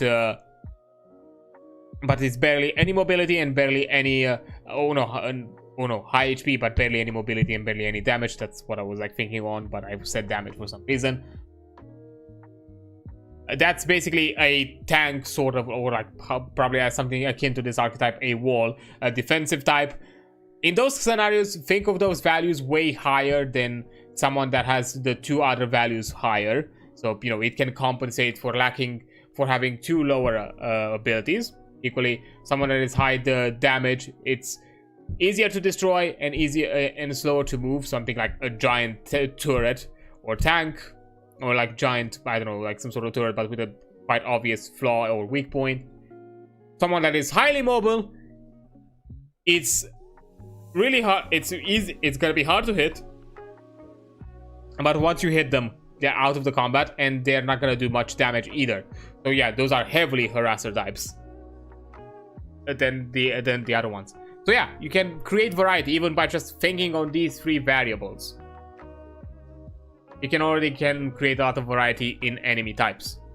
So take that into account. Now, as mentions of damage, with ongoing damage, when a monster can inflict ongoing damage, or dot, damage over time, it's usually about a third of what would be the appropriate damage on a hit. Ongoing damage lasts until the end of the battle unless cured, and it's balanced around triggering around 3 times. It's nastier on enemies that can drag out fights longer with high defenses or mobility. Area damage is generally around half of what would be appropriate damage for a single target attack. The area size usually is a 3x3, sometimes more or less for lower high danger creatures, or up to around 5x5 if it's a special move. Heavily varies based on how dangerous the actual effect is. So, you know, yes, take those also into account. For speed and mobility, the baseline speed for monster is 7. This is higher than the player's character's usual speed of 6 because monsters don't have access to small actions or extra movement, so they get a bit of extra boost of an additional square. If a monster is supposed to be especially mobile, it might have high speed, but just as often it will instead have a unique abilities that let it move around better, such as getting to move when hit, being able to take actions without ending its movement, improvements to jumping or climbing, ways to fly or teleport, fitting through small gaps or ignoring difficult terrain, though it requires the right arena to be useful. Yeah, when I gave those examples, I gave them in a very abstract kind of sense. These are actually pretty good guidelines of how to think them a bit about on them outside of just the simple numerical value, and take into account terrain and other factors. It could be like conditional factors that these can be triggered, and these can offer like the benefits. Like, yeah, this character is very mobile because it has multiple triggering opportunities to get mobility. Then necessarily just it's fast. Equally with damage can be applied the same way. When it comes to resistances or weakness, some monsters resist or have weaknesses to particular damage types based on what makes sense for that creature. Most of those values are a value of 1 and occasionally 2. This is about as impactful as around to 10 and 20% more HP, or a little more if it's a weapon damage type like a blade or crushing. Full immunities are rare as they can shut down a player character's approach completely, but they still have a place on foes who aren't a straightforward combat challenge. Occasionally, a monster will suffer some type of other effects from certain damage types instead of simply more or less damage. A good example, although this is not necessarily an advantageous effect, but an example nonetheless, concept of slimes. If you do enough damage, they just split. That's kind of like the effect. Or, you know, you're doing slashing damage, and instead of killing them, you're just splitting them apart, which technically it's a bigger problem because now you split your action economy. Even if maybe damage wise they're not doing as much damage, they're doing it more often. For actions and specials, most monsters have 2 actions, a basic attack and a special attack. Focus more on making these 2 actions interesting than giving them a large number of different ones. For the basic ones, they must have some sort of side effect. This might be status effect, extra range or area, forced movement, a grab, ongoing damage, or anything else that makes it more interesting. It removes HP. Not all attacks need a side effect if the monster has some other tricks, but it's the thing that the monster will be doing the most every turn and can make the monster a lot more memorable. While the special attacks, these are roughly 2 to 3 times as impactful as the basic one. Usually they shouldn't just do that value of more damage, but instead should change the dynamic of the fight in a more impactful way than the side effects of a basic attack. They are more likely to affect the multiple NPCs than just the singular one, with something debilitating. As an example, the stray stone crushes and pins a target beneath its body. So basically now that the target for a limited amount of time is out of commission. The Gravitomancer makes the target extra vulnerable to fall damage and force movement. And some many other examples to take in account. So, you know, definitely those are things that are the spice, the big spice of the enemy. That once used, they, basically the party should be like, uh-oh, we need to rethink our plan.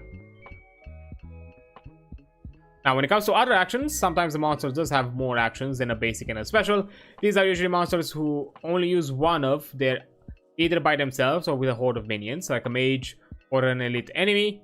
They tend to stand out from other monsters and be a priority target for the player characters to take down quickly. So that's also like another thing to emphasize priority. The more an enemy has, the more likely it is that the players are going to focus on it. So take that into account. When it comes to passive abilities, these are always on abilities that cost no actions to use, and they are a lot of variety to otherwise basic foes. For example, a thief can move through enemy spaces and act without ending its movement, and many and so other effects of that nature. So it's good to keep in mind. Again, things that can apply to that kind of like triangle sort of like balancing concept, where they could be always on effects that emphasize or enforce that aspect, that they are highly have more survivability, or are more mobile, or have ways to apply damage somehow passively. They could have like some sort of thorns effect, and and they deal damage whenever you attack in a certain way. When it comes to nasty and weird monsters, these are loosely balanced foes with extreme and unconventional abilities that inflict long-lasting ailments. As mentioned, they're exemplified with they are marked with a exclamation mark. The Falsilisk creates a terrain that instantly fells foes, ending their turn in it.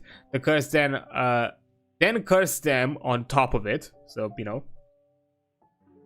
Medusa overwhelms PCs with increasing strain and eventually turns them to stone, probably at the point when they are at max strain, unable to be revived. But yeah, so a lot of dangerous things. These to be used sparingly, unless you're running a particularly lethal campaign, but still use them. They add tension and more memorable stakes when needed. Yeah, the very least for specific moments. And for the unusual monsters, the guidelines in these sections are fairly vague, and that's intentional. They aren't hard rules, and you shouldn't be afraid to make exceptions for the sake of being more interesting.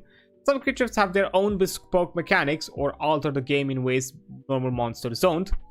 They are a great way to spice up the game and provide a change of pace. For example, the Cobalt Hoplite cares about which way it's facing, heavily reducing damage taken from the front. But yeah, weird things that are not necessarily balanced, but just keep things interesting. Again, something that I kind of like mentioned that can also equally apply to what I've mentioned before. And when it comes to solo opponents, most monsters only really work when fought in groups. The whole party fighting a single monster tends to be fairly lopsided, with boss monsters in particular needing two things: off-turn actions and some ways to avoid being completely debilitated by status effects, which are balanced around being effective when used on one member of a group. So using them to shut down one foe who comprises the entire encounter is extremely strong. So the standard method is one resistance to the first status the boss suffers each round, but it's not a hard rule. Some use other methods, so yeah, you can like design the boss on the fly based on what the players decide to kind of do, if that's something you want to do. But again, keep that mostly to yourself, because again, it's really gonna feel adversarial if you're gonna make that approach known to your group. And off-turn actions are weaker options used at the end of each of the player character's turn, outside the boss's turn. They keep the players on their toes and spread out the boss's damage, so they aren't just standing there while the player take their turns. So yeah, as I said before, it's all about the action economy. The side with more things to do, it's usually the side to win that wins. So for bosses and encounters where the amount of enemies is minimal, have them do a lot more things to balance that out. And finally, for allied NPCs, occasionally an NPC may join the player characters on the adventure for a time. Since the player characters have mechanics NPCs don't normally interact with, use these rules. So for items carried, an NPC can carry 4 items. Their equipment can be changed and isn't tracked. NPCs have free strain by default. Exceptionally tough ones are like hardy orcs, or mighty warriors have 4, but nothing more than that. Turn order, they act immediately after the enemies of their turn order. So allied NPCs that act early go immediately after enemies NPCs that act early. And special moves, enemy parties have 1 enemy NPC each round. Use their enemy parties have 1 enemy NPC each round uses their special. Obviously this doesn't work in a party of player characters because the player characters don't have specials. So instead, the allied NPC special can be used once per battle. And for boss monsters, no longer get their off-turn actions if assisting the player characters. Instead, they can use a single one of their off-turn actions on their turn on top of their big actions, like a small actions for PCs. Although, interesting that, you know, you also thought of boss monsters somehow like allying yourself with the boss for the odd possible scenario. But at the very least, it's good that you cover the ground, because you never know. Things can get wild in a session. The Game Master is the one that usually plays the allied NPC, but it's common for them to be controlled in combat by whichever player at the table is the best at managing multiple player characters at once and resolving their turns quickly. Of course, this is something to agree with and to decide with your party and your group. And in certain scenarios, depending on who you're running or what do you want to run, maybe certain NPCs you just want to hold off just for you as a game master, even if that still means an extra NPC to manage for yourself, because who knows, maybe they're gonna have a twist during that combat encounter where all of a sudden they're not gonna be assisting the player, the party anymore, and it's best for you to just be in full control so that the aspect can be managed and not feel like you're like yanking the agency of the player. So, but you know, make those aspects well known. And from this point onwards, from the looks of it, we are jumping into the monster list, which makes sense.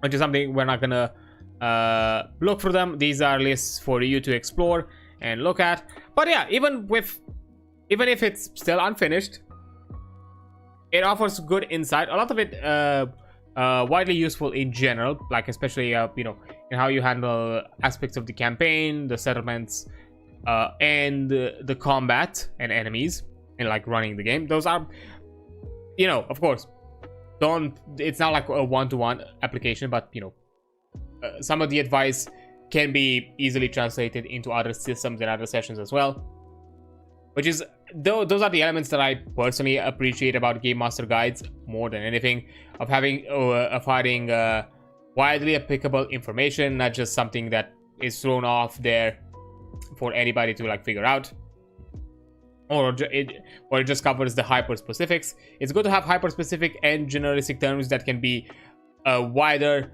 learning experience for the players, for the game master to then apply in other games and other systems, so they don't feel like they always need to relearn, or they feel like they're always on new ground. But yeah, overall, nicely covered, nice good selection of things. I don't have like a full opinion of it right now because it's incomplete, as it's been clearly stated. But what's there, it's useful, it's good, it's gonna help you. So, you know, I can't just already just, you know, judging that it's lacking in some places, because some of the elements were already kind of like mentioned there that they are going to be added. So yeah, again, keep this in mind. It's still a playtest. Even the version available, even the version that I currently have, it's not technically considered the final version that it's currently in the works. Probably even after whatever variant I have available on hand, it's not gonna be the last fucking variant. There might be some other ones in the future as well. So keep in mind that there are always gonna be elements that are gonna be subject to change. Aspects of the game, they are still in playtest, and the game and you know, the author is still looking for certain elements of the games to be tested and put through more scenarios and encounters, which you can, you know, interact with them and other players interested into running the game through the Discord, which you can have access, which you are having a link to it on the itch.io page. There, you're within the description of the book. You're also at the bottom. You also have access to a Discord server link, so you can interact there with the author and other people within the community that are interested in this game system. So yeah, you can overall look into it. But that covers Tactiquest. There's nothing else for me to look into. The Game Master section is the only element that I wanted to look at, because at this point on, as I said, it's just a bestiary, nothing to look for. And we actually looked at the entire book, in more or less. We skipped, of course, as I said, we skipped listed elements. We didn't look through all the classes, all the creature types, all the listed elements. We just looked at the general aspects of the game. But we covered actually all the chapters across the main book and the major important ones within the Game Master book as well. Now, as an opinion, overall, and I think it's gonna be akin to what I mentioned last time, which I'm trying to also vaguely remind, because I'll be honest, these reviews are kind of like off the cuff, but I still vaguely remember through them, because I don't necessarily full on keep notes at all times of these. But the thing that I like about this system is that every facet of it, every element of character creation, the creature type, the classes, the items, the way you manage resources, your rest, your economy, even the NPCs, the settlements, the locations, all of it interweave each other into encouraging meaningful decisions, tactful play, and interesting choices, or impactful choices. It's all about the aspect of tactics, the aspect that your decisions, your actions matter, they have weight, they are gonna lead you to something important, and you're gonna feel important in your role as you do it. And every aspect is there to facilitate that important, but at the same time, nothing is necessarily it's designed to be cookie cutter. Oh yeah, this is the optimal choice. All of the elements of this game, of this system, are designed to kind of put you into positions to weigh your options. Do you want to take risky decisions? Do you want to take safe decisions that might have long-term consequences? Maybe you are trying to figure out like a solution to a problem that has no clear answer. elements of exploration and investigation by information gathering from NPCs, elements of crafting and self-improvement, and even those side systems still encourage the main pillar and the main purpose of this game, which is the combat, but at the same time still encourage the other side system, the social aspects, the exploration side, the investigation, and even the crafting elements, and all of them are nicely interweaved to kind of go around. Like, yes, you're getting certain social benefits that might assist you in future combats or might assist you in how future combats might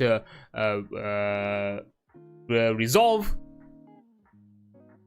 Some of the crafting items or crafting materials that are required might need you to actually jump into a quest. Some items that you want, or maybe some really important item that you find about, can only be achieved through some wider spanning quest. Equally, if you want to find something about your villain to easily defeat them, you might need to go through a different sort of adventure and go through a different sort of encounters. To some extent, even exploration is designed to be a bit unpredictable, or at the very least to weigh down heavily this concept of how you manage your resources, how you manage your travel, in what way you travel, and each moment where you find a safe haven, it's also a moment for you to plan out what are you going to do up to the point when you're going to reach the next one. Of course, to the best of your abilities, and then improvise and adapt on the spot as you explore the map, and maybe some new encounters and some new things happen along the way. So there's also this element of unpredictability that it's still kept within the game, which still keeps akin in those aspects of tabletop RPG, where nothing is tailor-made, nothing is clear-cut. There's gonna be moments of chaos, there's still gonna be moments of randomness, there's still gonna be moments of unpredictability, but none of them are determined by an element of RNG from your decisions, from your abilities, or from your actions. All the outcomes of everything that you are doing as a player, all of them are clear cut and clearly defined and clearly structured in outcome. None of it is determined through an element of randomness through dice. And if you're the type of player who enjoys this sort of play and does not and wants to minimize randomness or wants to avoid randomness, and be it that you do not like the removal of agency, or you feel like it removes your agency by undermining the impactfulness through a low result, or simply the dice are not in your favor, or you're just some weird or just for some reason you've been cursed by the gods and have just bad dice rolls as by default. For some reason it happens. I've met people in this system. It's really good for you. You have a lot of variety in creating a character. I think you can make interesting characters that help and facilitate a ton of roles. That's something that I really like, and that is you have a lot of variety in both non-magical and magical, and equally combative and non-combative options. So you have support in a wider variety outside of healing, and combative options outside of magic, or just circumvented magic, or just excuse through magic. So there's a lot of class fantasies that you can invoke beyond the magical ones and the generic martial ones.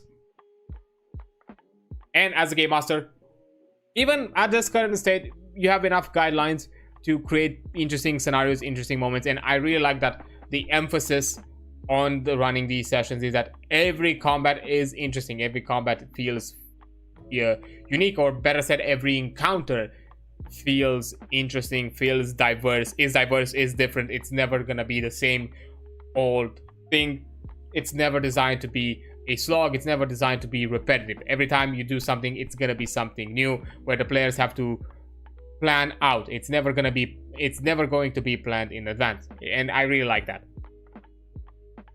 yeah, if you like these kinds of games, if you like tactics, if you like interesting encounters, both in combat, puzzle solving, or anything else in between, social with meaningful actions, decisions, and elements of customization, then Tactiquest is a good way to start, especially if you do not want elements of randomness through dice.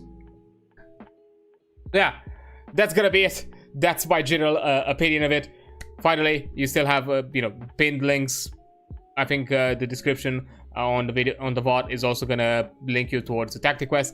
Again, as I said before, it's in playtest, so keep that in mind. It's not fully finished.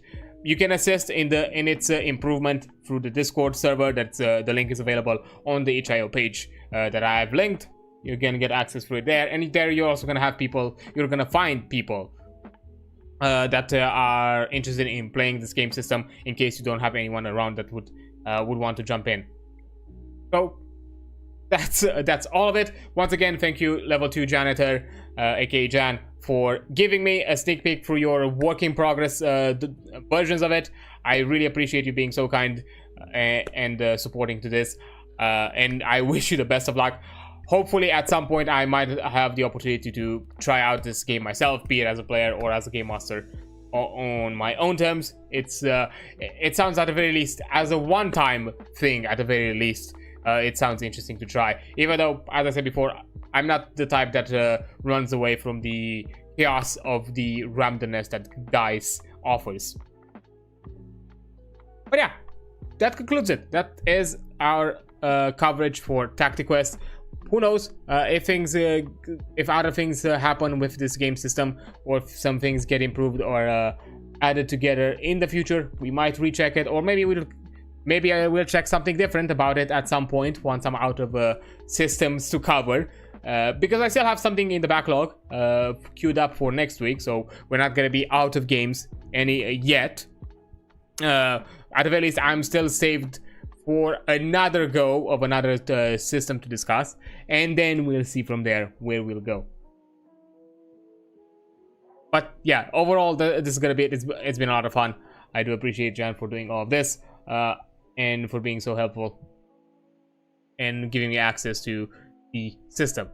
But yeah, this is the conclusion for the time being. We'll see when if we're gonna talk about it in the future. Maybe I'm gonna run something about it. Maybe I'm gonna be playing something within it, or maybe somewhere in the near future, we're gonna do something wacky with it, as part of a different stream for something specific. Who knows? But nothing in the immediate future. But overall, well designed, well written. It has its moments here and there, but overall, greatly made. But yeah, that covers it within 4 hours. Again, I'm not gonna extend it more than this if I have nothing else to discuss. And to be fair, when on actual time zone hour, we are pretty close to when I would usually end, even though I started a bit later because of factors that I didn't have any sort of control of. But still, as I said before, if I have nothing else to talk about, or if the topic has been run through, I'm fine with concluding a bit earlier than usual. So let's look into who else is around that we can say hi to. Might have some friend nearby, maybe somebody doing something RPG adjacent. That'd be nice. Trying to figure it out.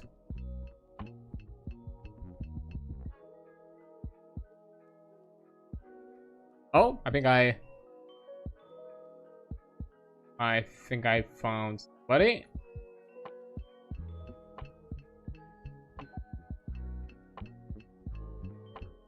Yeah, I found something that is RPG adjacent. That's gonna be a lot of fun. Although, trigger warning, because there are some there might be some darker themes within this game. I don't fully remember at what stage It might still be early in the game. Oh boy, that's a lot of fun. So rating.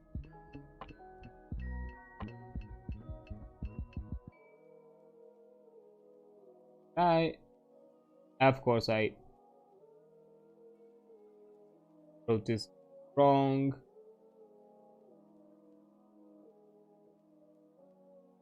Okay.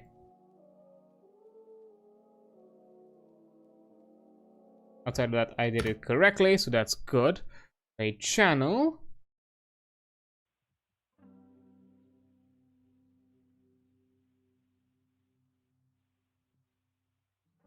And there we go. We are rating as Stellaverse as Stel. Are unable to rate at Stellaverse at this time? What? Okay, double check. Just save.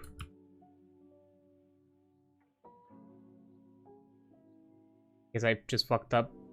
Oh, okay. That's the rate disabled. That's fine. Okay, fair enough. Changing up. I would love that if Twitch would give you a warning before clicking the start raid. Like you had some sort of like information thingy that, hey, you cannot raid this person. That would have been like nice. Okay. We are changing it up then. We're changing it up. Fuck it. We're doing live. Technically, we're still live. Okay. Let's see. Who else?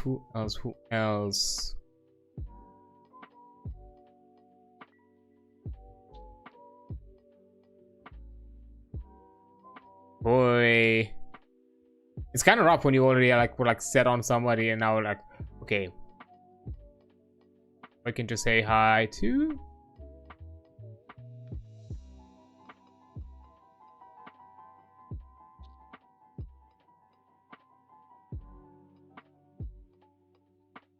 No, buddy.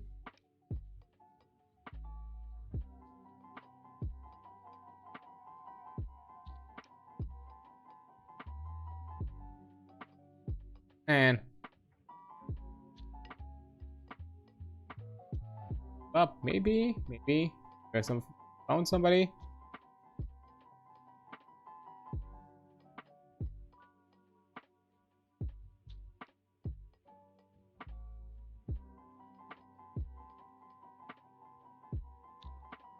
Checking.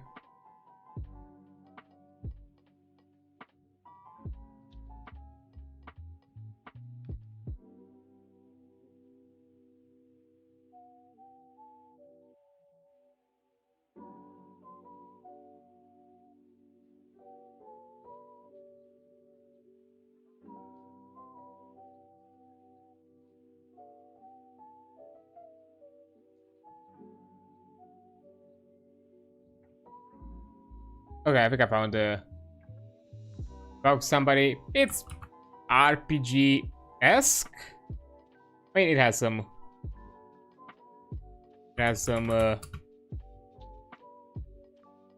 RPG elements.